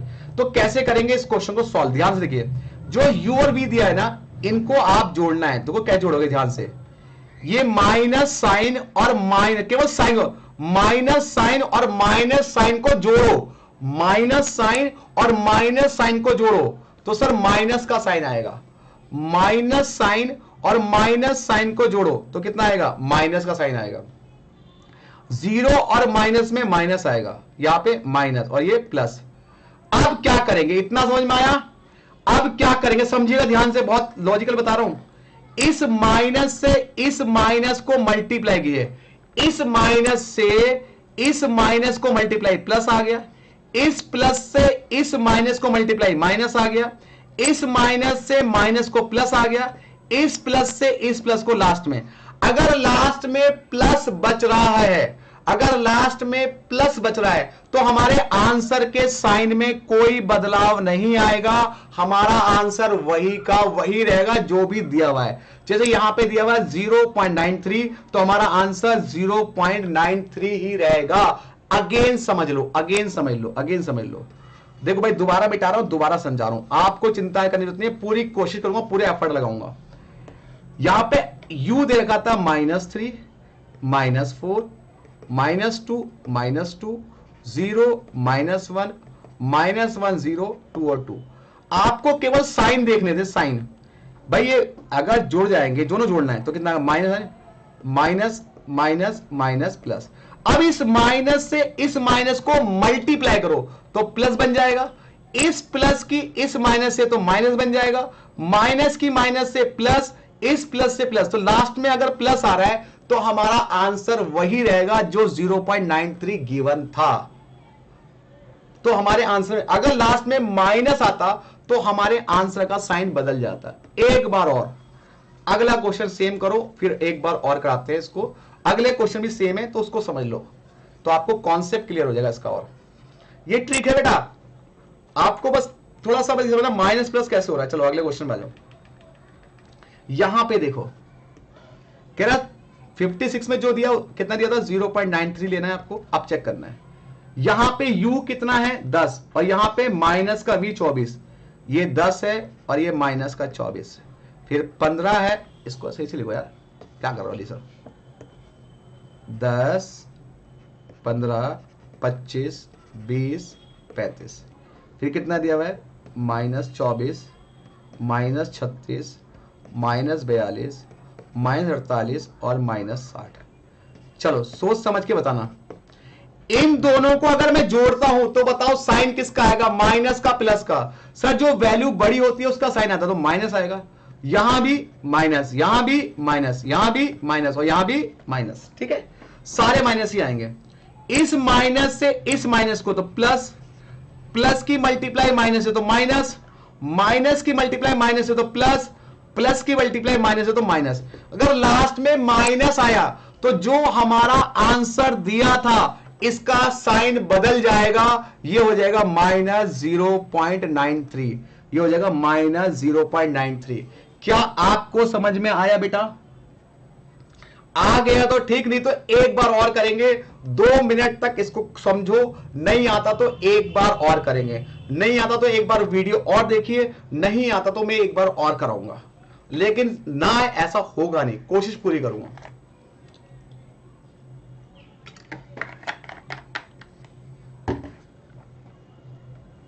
हाँ जी, हाँ जी करो।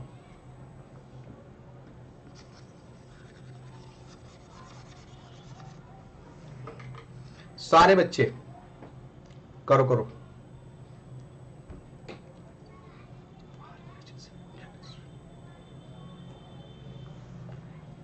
आ गया तो ठीक, नहीं तो एक बार और जीजा लगाऊंगा आपके साथ।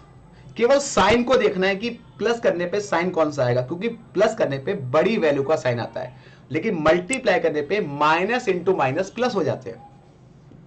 क्या आपको समझ में आया बेटा? आ गया तो आगे बढ़ते हैं, नहीं तो नहीं। चलो जी भाई साहब, आपका कार्ल पियर्सन वाले सारे कॉन्सेप्ट खत्म हो गए, केवल एक क्वेश्चन के अलावा। क्वेश्चन ये वाला बचा है जो थोड़ा सा लेंथी है, ये वाला। बाकी ऑल क्वेश्चन कंप्लीट। अब हम करने जा रहे हैं, इसको हम करेंगे बाद में क्योंकि सबसे बड़ा क्वेश्चन है वो। अब हम करेंगे रिग्रेशन, रिग्रेशन इक्वेशन। तो अगला हमारा कार्ल पियर्सन वाला कॉन्सेप्ट खत्म हो गया सारे टाइप के। अब हम आ गए रिग्रेशन पे। कल सुबह क्लास ले लूं क्या मैं, बताओ? सुबह सुबह अर्ली मॉर्निंग 7 बजे टीवीएम की, कल शाम की क्लास ये चलो या रात को ले लें, कोई दिक्कत नहीं है। चलो अब आ जाओ रिग्रेशन पे। सांस लीजिए, ठंडी ठंडी सांसें लीजिए। रिग्रेशन पढ़ने वाले हैं। रिग्रेशन एनालिसिस क्या होता है? कोरिलेशन खत्म हो गया।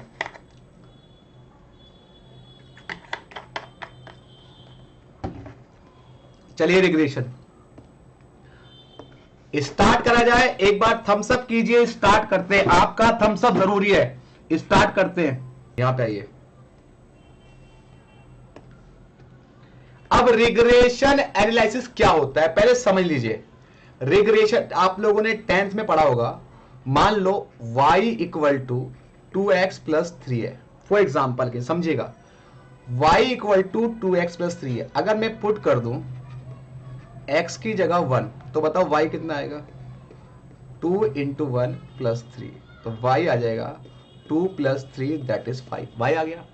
अब मैं पुट कर दूं x की जगह 2, तो y कितना आ जाएगा बेटा? 2 into 2 plus 3 that is 4 plus 3 that is 7। अब आप यहां पे रिग्रेशन का मतलब समझिए।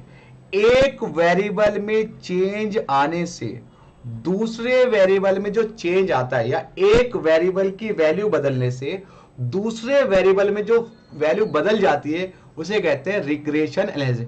और यहां पे क्या होता है, एक होता है डिपेंडेंट वेरिएबल, एक होता है इंडिपेंडेंट वेरिएबल। एक होता है डिपेंडेंट वेरिएबल, एक होता है इंडिपेंडेंट वेरिएबल। समझाता हूं कैसे, इस एग्जांपल के आगे और एग्जांपल समझाता हूं। मान लीजिए आपकी एक बहुत बड़ी कंपनी है, बहुत बड़ी कंपनी है, आप अमीर आदमी हो, कंपनी के बहुत बड़ी कंपनी के मालिक हो, ठीक है। यहां पर एक्स है, यहां ये है सेल्स, एक्स को मैंने ले लिया सेल्स और ये वाई को ले लिया एडवर्टाइजमेंट, एडवर्टाइजमेंट, ठीक है। एक्स को मैंने सेल्स ले लिया, वाई को एडवर्टाइजमेंट। मान लो मैंने 100 रुपए का एडवर्टाइजमेंट करा तो मेरी हो रही है 500 रुपए की सेल। फिर मैंने 200 रुपए का एडवर्टाइजमेंट करा, मेरी सेल होगी है मान लो 800 रुपए की, राइट। अब मैंने कहा यार और सेल बढ़ानी है, नूरा फतेह को बुलाते और नचाते हैं, चल भाई नूरे फतेह नाच। मैंने नूरे फतेह, मैंने अपना एडवर्टाइजमेंट 500 रुपए कर दिया, सेल मेरी होगी 1500 रुपए। मैंने कहा और सेल बढ़ाते हैं, मैंने अपना एडवर्टाइजमेंट 700 रुपए का कर दिया, सेल होगी आपकी 2000 रुपए की। एक बार बताओ सेल किस पर डिपेंड है, एडवर्टाइजमेंट पे या नहीं? बोलो, सेल एडवर्टाइजमेंट पे डिपेंड है या नहीं है? हां सर, सेल जो है एडवर्टाइजमेंट पे डिपेंड है। जैसे जैसे आप एडवर्टाइजमेंट बढ़ा रहे हैं आपकी सेल बढ़ रही है। इसका मतलब वाई ये हो गया, एक्स हो गया। तो बताओ इसमें कौन सा डिपेंडेंट वेरिएबल हो गया, कौन सा इंडिपेंडेंट वेरिएबल हो गया? तो इसके अंदर जो सेल्स हो गया ये हो गया डिपेंडेंट वेरिएबल और x क्या हो गया, इंडिपेंडेंट वेरिएबल। क्योंकि सॉरी y हो गया इंडिपेंडेंट, y किसी पे डिपेंड नहीं है, लेकिन सेल्स जो है y पे डिपेंड है। अगर y बढ़ा रहे हैं तो सेल्स भी बढ़ रही है। इसका मतलब इसमें जो सेल्स हो गया वो हो गया डिपेंडेंट वेरिएबल और y क्या हो गया, इंडिपेंडेंट वेरिएबल। तो रिग्रेशन एनालिसिस ये कहता है कि इसमें एक डिपेंडेंट वेरिएबल होता है, एक इंडिपेंडेंट वेरिएबल होता है। एक वेरिएबल में चेंज आने से दूसरे वेरिएबल में जो चेंज आता है उसको मेजर करता है रिग्रेशन एनालिसिस। यह उन दोनों वेरिएबल में रिलेशनशिप दिखाता है।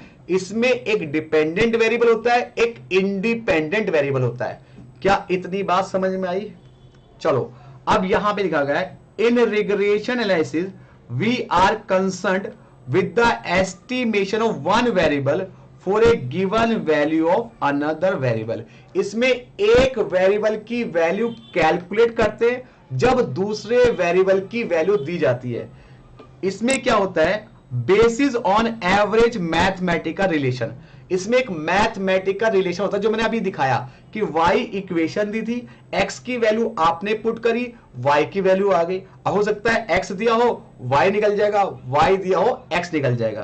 तो इसमें दो वेरिएबल होते हैं, एक होता है डिपेंडेंट, एक होता है इंडिपेंडेंट। तो लिखा हुआ है where there are two variable x and y influence by x if y depend on x। अगर y x पे डिपेंड है, y x पे डिपेंड है तो x की वैल्यू चेंज होने से y की वैल्यू बदल जाएगी।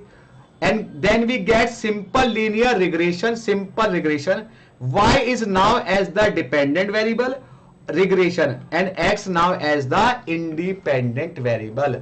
इसका मतलब एक वेरिएबल डिपेंडेंट होता है, एक वेरिएबल इंडिपेंडेंट होता है। दोनों वेरिएबल एक दूसरे पे डिपेंडेंट और इंडिपेंडेंट होते हैं। जैसे कि इस टाइम बात की जाए, आप मुझ पे डिपेंडेंट हो, आपकी वैल्यू में चेंज आएगा। अगर मैं ज्यादा पढ़ाऊंगा तो आपके मार्क्स भी ज्यादा आएंगे। तो अगर मैं अपने आप को चेंज कर रहा हूं, ज्यादा टाइम दूंगा तो आपके मार्क्स ज्यादा आएंगे ना। तो मैं हो गया डिपेंडेंट, सॉरी मैं हो गया इंडिपेंडेंट, आप हो गए डिपेंडेंट। कि सर वो वाला चैप्टर कराओगे, हम आप पे डिपेंड है, आप कराओगे तो हम कर लेंगे। क्या आपको ये बात समझ में आई कि रिग्रेशन इक्वेशन के अंदर एक डिपेंडेंट वेरिएबल होता है, एक इंडिपेंडेंट होता है, जो एक दूसरे पे डिपेंडेंट होते हैं। एक की वैल्यू चेंज होने से दूसरे की वैल्यू में चेंज आ जाता है। इसमें एक डिपेंडेंट, एक इंडिपेंडेंट वेरिएबल होता है। क्या ये वाली बात समझ में आ गई बेटा? आ गई तो हम आगे बढ़े, नहीं तो नहीं बढ़े। बोलो अगर आ गई तो बोलो, नहीं तो कोई बात नहीं। राइट, चलो अब सबसे पहले रिग्रेशन लाइन कितने टाइप की होती है? सर रिग्रेशन लाइन दो तरह की होती है, एक होती है x ऑन y और दूसरी होती है y ऑन x। तो रिग्रेशन लाइन कौन सा होता है, सुनो ध्यान से। रिग्रेशन लाइन होती है x डिपेंड ऑन y और y डिपेंड ऑन x, या तो x डिपेंड होगा y पे या y डिपेंड होगा x पे। तो इसका पहला मेथड होता है जनरल फॉर्म मेथड। अगर रिग्रेशन इक्वेशन लाइन आप लिखो यहां पे मेरे साथ sir, two types of regression line, two types of regression lines. पहले लिखो x डिपेंड ऑन y, इसे कहते हैं x ऑन y, और दूसरा होता है y डिपेंड ऑन x, इसे कहते हैं y ऑन x। तो दो तरह की इक्वेशन होती है, एक होती है x ऑन y, दूसरी होती है y ऑन x। एक होती है x ऑन y, दूसरी होती है y ऑन x। एक होती है x ऑन y, एक होती है y ऑन x। एक होती है x ऑन y, एक होती है y ऑन x। क्या आपको ये वाली बात समझ में आ गई बेटा? आगे है तो बताओ, फिर हम इसको कैलकुलेट करने के मेथड बताएंगे आराम से, कोई जल्दीबाजी नहीं, एकदम मजे से। देखो इतनी डिटेल में करना है तो टाइम तो लगता है ना बेटा, तभी तो 6 नंबर पक्के होंगे मेरे भाई। 6 नंबर यार, कम कोई ना, 4 से 6 नंबर तो आपके पक्के हो ही जाएंगे ना। चलो यहां तक लिख लिया कि दो टाइप की रिग्रेशन लाइन होती है, एक होती है x डिपेंड ऑन y और एक होती है y डिपेंड ऑन x। ठीक है जी, कर लिया? Yes sir, yes sir, yes yes. Sumit भाई बिल्कुल सही कह रहे हैं, जैसे लॉ ऑफ डिमांड में होता है, एक वेरिएबल दूसरे पे डिपेंड होता है, प्राइस पे डिपेंड होती है क्वांटिटी डिमांडेड। ठीक है, चलो अब इसको how to calculate regression equation, कि भाई रिग्रेशन इक्वेशन कैसे निकालते हैं। तो लिखो how to calculate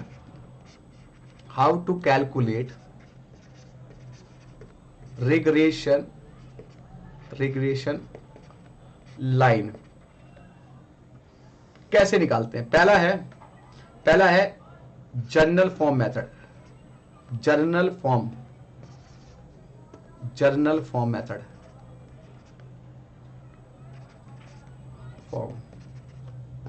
journal form.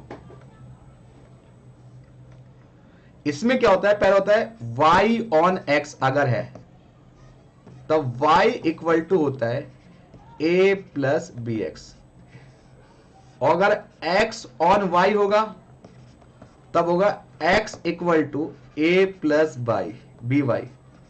ये आपके दो होती है, या तो y x पे डिपेंड होगा या x y पे, तो ये y इक्वल टू ये बनेगी इक्वेशन, और अगर x होगा तो x इक्वल टू बनेगी।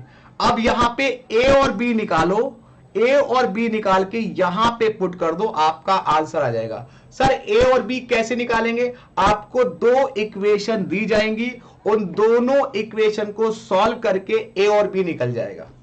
तो चलिए a और b निकालते हैं और आपको क्वेश्चन कराते हैं। सबने नोट कर लिया बेटा? अगर आपने नोट कर लिया हो तो हम आगे बढ़े और क्वेश्चन सॉल्व करवाएं। चलिए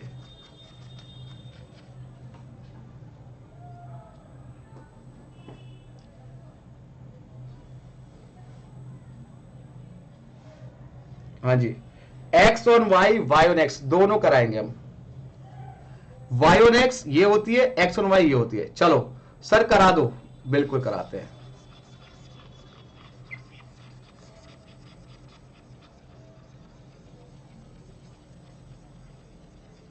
अब क्वेश्चन कैसे होगा देखो बेटा, ये मैंने यहां फॉर्मूला लिखे हुए, ये फाइल आपके पास ऑलरेडी है तो उसकी टेंशन मत लीजिए, फॉर्मूला है ऑलरेडी, है ये ऑलरेडी है। x डिपेंड ऑन y, यहां पे x ऑन y है और ये y है, ठीक है। चलो थोड़ा सा x है, थोड़ा टाइपिंग मिस्टेक है, ठीक है। चलिए यहां पे क्वेश्चन देखिए, ये आपके सामने क्वेश्चन नजर आ रहा है, नजर आ रहा है? बड़ा करो बेटा। सर इसको आप कॉपी करके वहां ले जाओ, ठीक है, मैं कॉपी करके ले आता हूं। चलो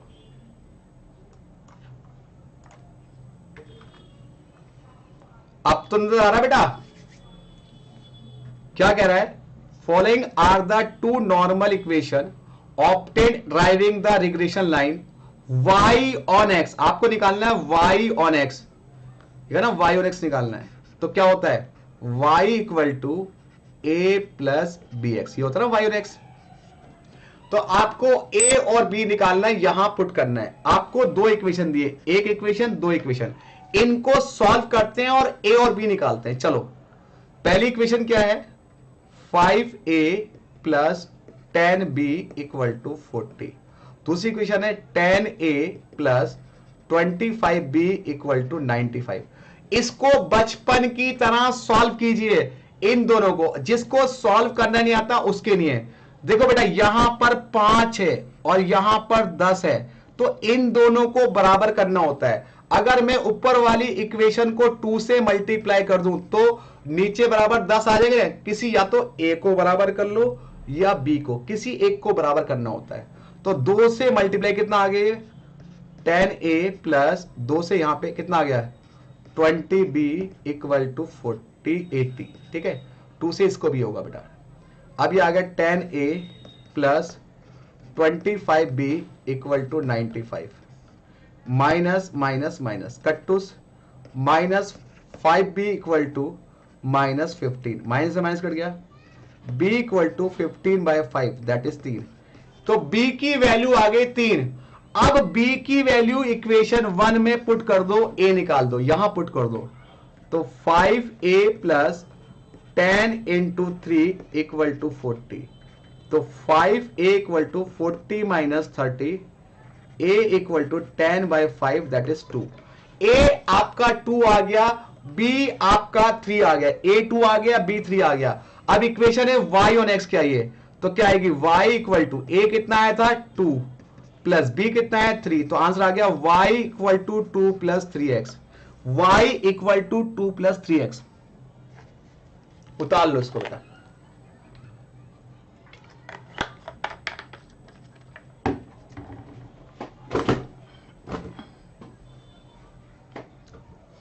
y equal to 2 plus 3x, y equal to 2 plus 3x,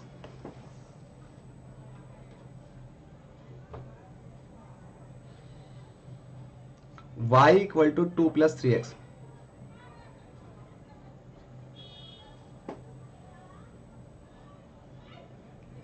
y equal to 2 plus 3x। क्या सबको बात समझ में आई? a और b निकाला, a और b निकालने के बाद यहां पुट कर दिया, आपका आंसर आ गया बस।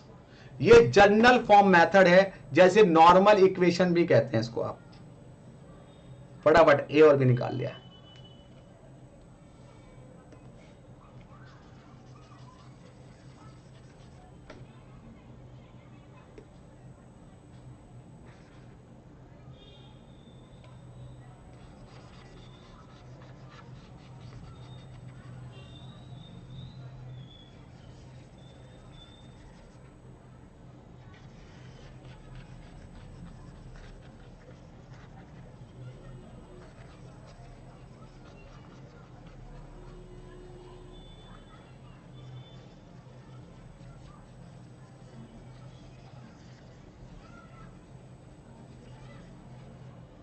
एक ऐसी क्वेश्चन करके दिखाओगे बेटा?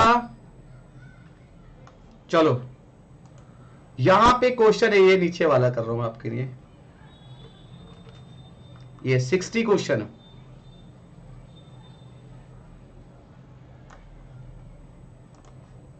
ये 60 क्वेश्चन आप करके दिखाइए।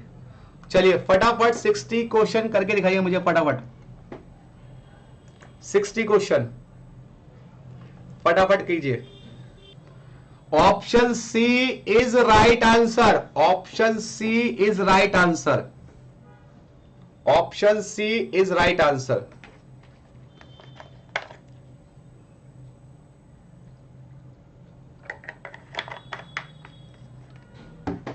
तो आगे बढ़ जाए। तो जनरल फॉर्म आपको समझ में आ गई, आपको इक्वेशन दी जाएगी, वहां से ए और बी निकालना और जनरल फॉर्म आपकी आ जाएगी। अब अगला कॉन्सेप्ट यह है, यहां पे बेटा ये क्वेश्चन आया था एक बार, बहुत ही ज्यादा खतरनाक।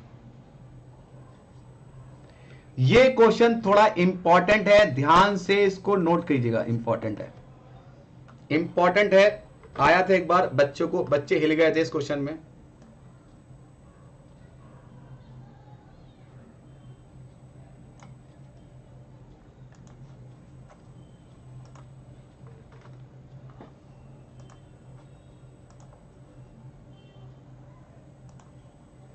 चलिए,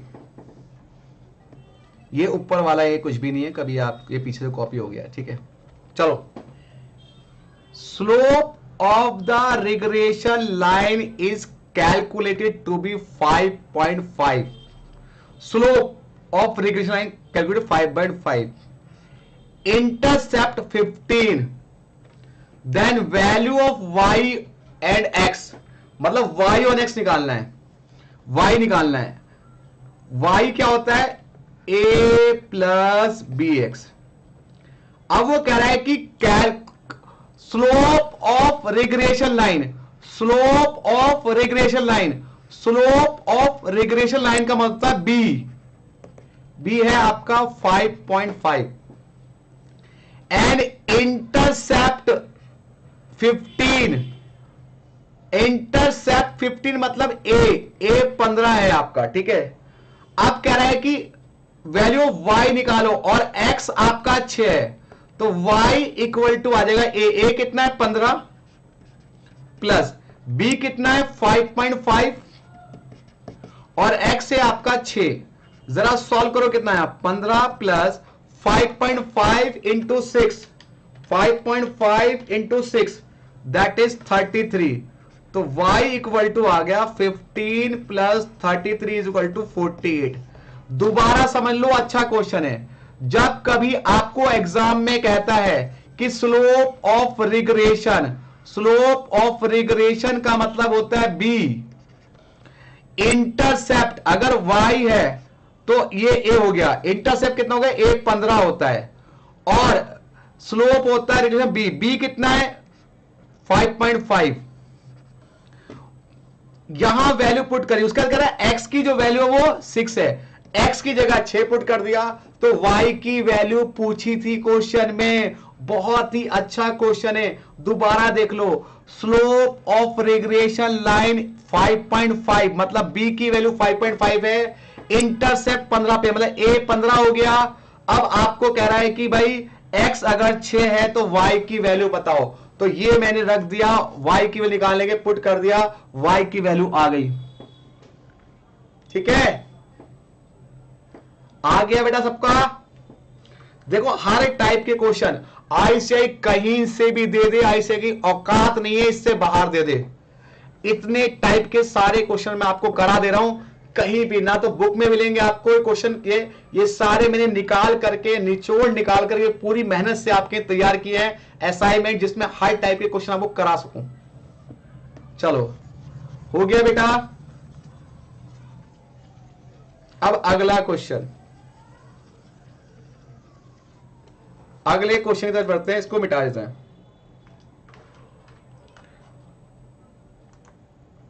अब आता है बेटा कैलकुलेशन ऑफ मीन। यहां पे कॉन्सेप्ट है कैलकुलेशन ऑफ मीन, आपको नजर आ रहा है calculation of mean, calculation of mean, calculation of mean लिखा है ना, calculation of mean x and y, x और वाई का मीन निकालो। यहां 62 इक्वेशन है, एक्स और वाई का मीन क्या होता है, आपको दो इक्वेशन दी जाएंगी, उन दोनों इक्वेशन को सॉल्व करके जो आपका x और y आएगा वही x ऑफ मीन और y ऑफ मीन होगा। कैसे? यहां पे ये एक इक्वेशन दी हुई कहेगा if the regression line y on x and x on y, यहां दो इक्वेशन दी हुई, एक दी 2x plus 3y equal to -1, दूसरी दी हुई 5x plus 6y equal to -1। आपको अर्थमेटिक मीन निकालना है x और y का, x और y का अर्थमेटिक मीन निकालना है। तो आपको इन दोनों इक्वेशन को सॉल्व करो, जो x और y आएगा वही हमारे अर्थमेटिक मीन होते हैं। तो इस यहां पर 2 है और यहां पे 5 है, तो बराबर करने के लिए यहां आप 5 से इंटू कर दो ऊपर पूरी इक्वेशन को, तो ऊपर आ जाएगा 5 दूनी 10, 5 तिये 15 -5, नीचे आ जाएगा 5x प्लस 6y नीचे, और नीचे 2 से मल्टीप्लाई, सॉरी यहां पे 10x माइनस, सॉरी क्योंकि ऊपर 5 से नीचे 2, 10x plus 12y equal to -2।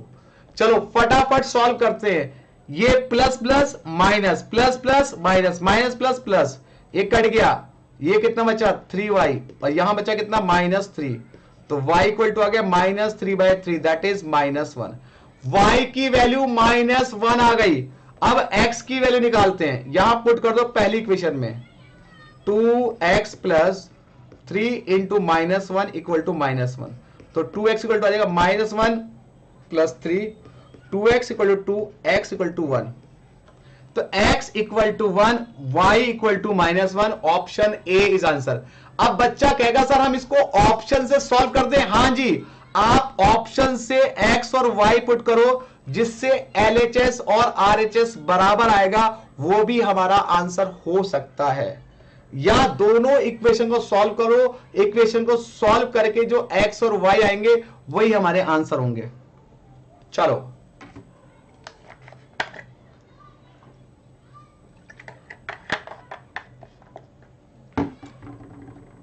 आज की कॉन्सेप्ट में यही कराएंगे।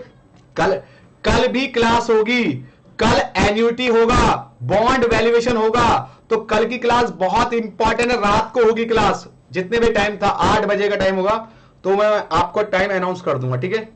कल की क्लास बहुत इंपॉर्टेंट है, तो प्लीज कल रात को जरूर ज्वाइन कीजिएगा। टाइम वैल्यू मनी के अंदर एन्युटी का कॉन्सेप्ट होगा, एन्युटी एन्युटी एन्युटी। चलो, और कैलकुलेटर लेके बैठना अपने हाथ में, जिस कैलकुलेटर में जीटी होगा, जीटी का बटन हो, वो कैलकुलेटर लेके बैठना। सारे क्वेश्चन कैलकुलेटर पे करेंगे हम। चलिए फटाफट से बताइए, आंसर आ गया ना?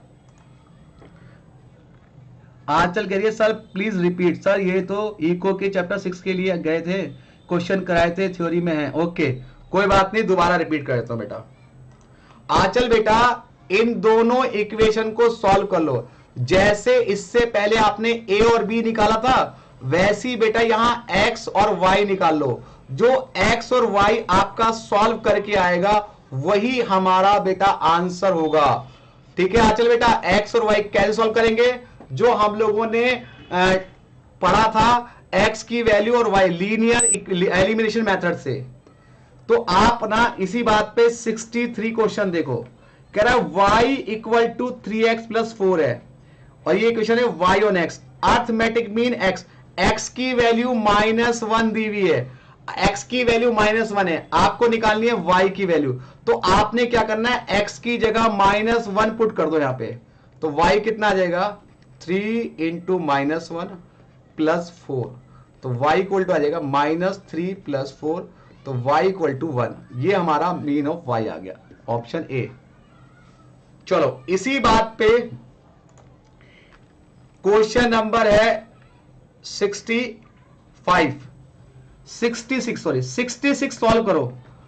टू थोड़ा ऊपर करता हूं, 66 को आपको दिख नहीं होगा, मैं कॉपी कर लेता हूं उसको, मैं आपको कॉपी कर लेता हूं। ये जुलाई में आया था बेटा,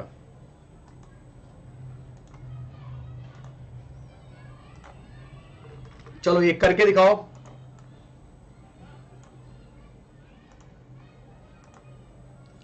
चलिए फटाफट यहां से मीन निकालिए, इस इक्वेशन को सॉल्व कीजिए दोनों को। वैल्यू ऑफ मीन एक्स और वाई निकालिए। मतलब पहली क्वेश्चन है x plus y equal to 1, दूसरी है x minus y equal to 1। देखो यहां भी y प्लस का a माइनस का y, ये दोनों आपस में कैंसिल, बराबर करने की जरूरत नहीं है क्योंकि ऑलरेडी ये बराबर है। तो y से y कट गया, x प्लस का गया 2x, 1 प्लस 1 प्लस 2, तो x कितना आ गया 2/2 दैट इज 1। x की वैल्यू 1 आ गई। अब x की वैल्यू यहां पुट कर दो, y निकालो, 1 प्लस वाई इक्वल टू 1, तो y equal to 1 minus 1, y equal to 0। तो हमारा आंसर आ गया 1 और 0। क्या आपका आंसर आ गया 1 और 0 बेटा? बस 5 मिनट और, 5 मिनट और, बस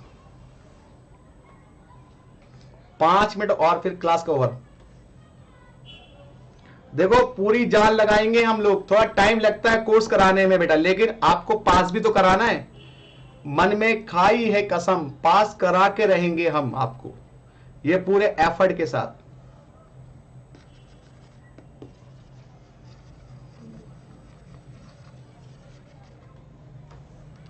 चलो एक क्वेश्चन करके दिखाओगे बेटा सब लोग? यस सर कर देंगे। चलो करो सब लोग, मैं भी देखता हूं कर पाता है। तो अगला क्वेश्चन,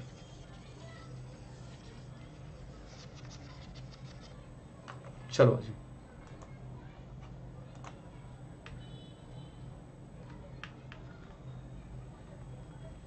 ये देखिए यहां पे क्वेश्चन है, ये दिख रहे हैं? मैं थोड़ा बड़ा कर देता हूं आप लोगों को। यहां पे नजर आ रहे होंगे आपको, ये जरा देखो कितनी बार क्वेश्चन आए हुए एग्जाम में। ये 69, 70, 71, फटाफट ये तीनों क्वेश्चन करो फटाफट से, आपका ये वाला टॉपिक कवर हो जाएगा। मीन निकालना है इसमें भी, इक्वेशन दी हुई है, एक ये और एक ये, इनको सॉल्व करके मीन निकालो फटाफट फटाफट।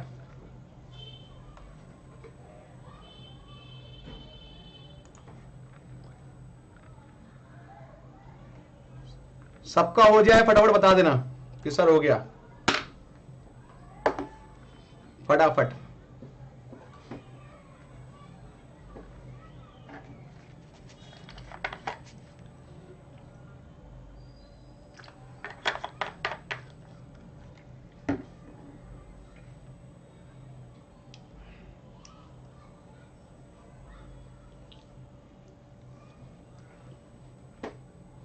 हाँ जी, बस बस बस बस जल्दी, बस ज्यादा 5 मिनट की बात हो रही है, ज्यादा आपका। देखो कब कब आया है ये, 2021 दिसंबर, ये जून 2022, ये जून 2023। मतलब कितना इंपॉर्टेंट क्वेश्चन है ये, मीन निकालने को आता है। फिर देखो 2021 में भी आया, बहुत बार ये क्वेश्चन आया हुआ है, तो प्लीज अच्छे से प्रैक्टिस करो इसकी, और बहुत ही आसान है, बहुत ही आसान है। इसमें मॉड्यूल सारा कवर है, मॉड्यूल के सारे क्वेश्चन करा दिए मैंने, इसी में सारे मॉड्यूल करा दिया, इसी में सारे पीवाईक्यू करा दिए।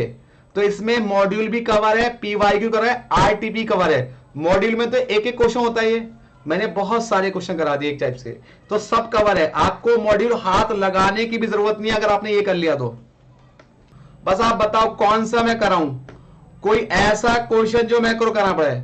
71 कराऊं, x plus 2y minus 5 equal to 0, 2x plus 3y minus 6 equal to 0। अब इसमें देखो इनको बनाओ, यहां पे x है, यहां पे 2y है, तो यहां पे मल्टीप्लाई करो 2 से ऊपर, तो 2x plus 4y minus 10 equal to 0। ये कितना हो जाएगा 2x plus 3y minus 6 equal to 0। तो माइनस माइनस प्लस कट्टूस, ये बच्चा y equal to minus 4 equal to 0, y equal to 4, y equal to 4। अब x निकालो यहां रख के, तो x plus 2 into 4 minus 5 equal to 0, तो यह आ जाएगा 8 माइनस 5 इक्वल टू 0। तो x बराबर कितना आ जाएगा -3, ऑप्शन नंबर ए। ये बताओ सबका हो गया या मैं करूं? जल्दी बताओ, रिप्लाई करो।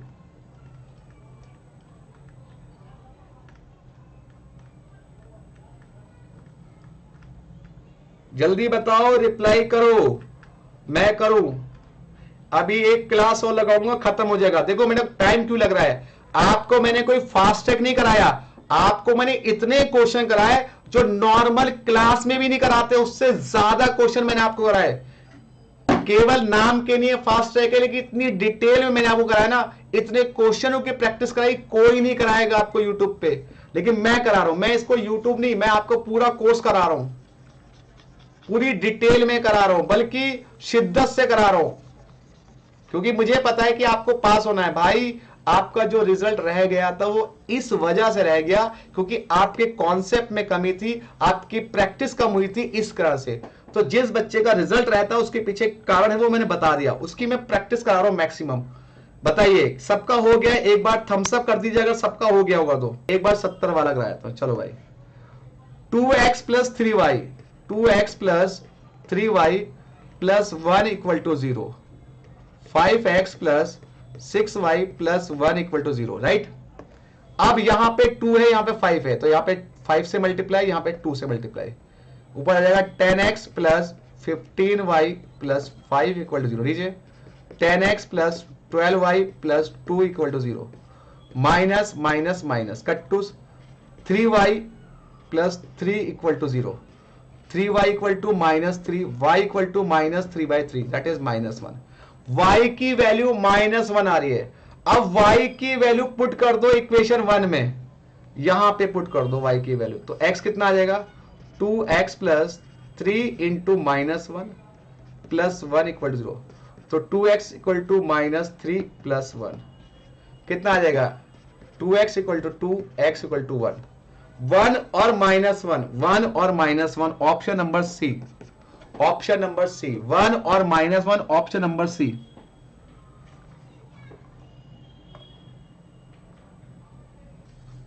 अब आपको अगर क्लास सही लग रही है, बढ़िया लग रही है, तो प्लीज इस वीडियो को ज्यादा से ज्यादा स्टूडेंट शेयर कीजिए और लाइक कीजिए, कमेंट जरूर कीजिए, क्योंकि मैं आपकी कमेंट जरूर पढ़ता हूं, मुझे बहुत अच्छा लगता है अगर आप कमेंट अच्छे करते हो, तो मुझे अच्छा लगता है। अगर आपको पसंद आ रही है कमेंट जरूर कीजिए, वीडियो खत्म हो जाती है तब जाकर के आप उस पर कमेंट कीजिएगा, तो अच्छा लगेगा मुझे बेटा, आओ मेरे को और मोटिवेशन मिलेगा।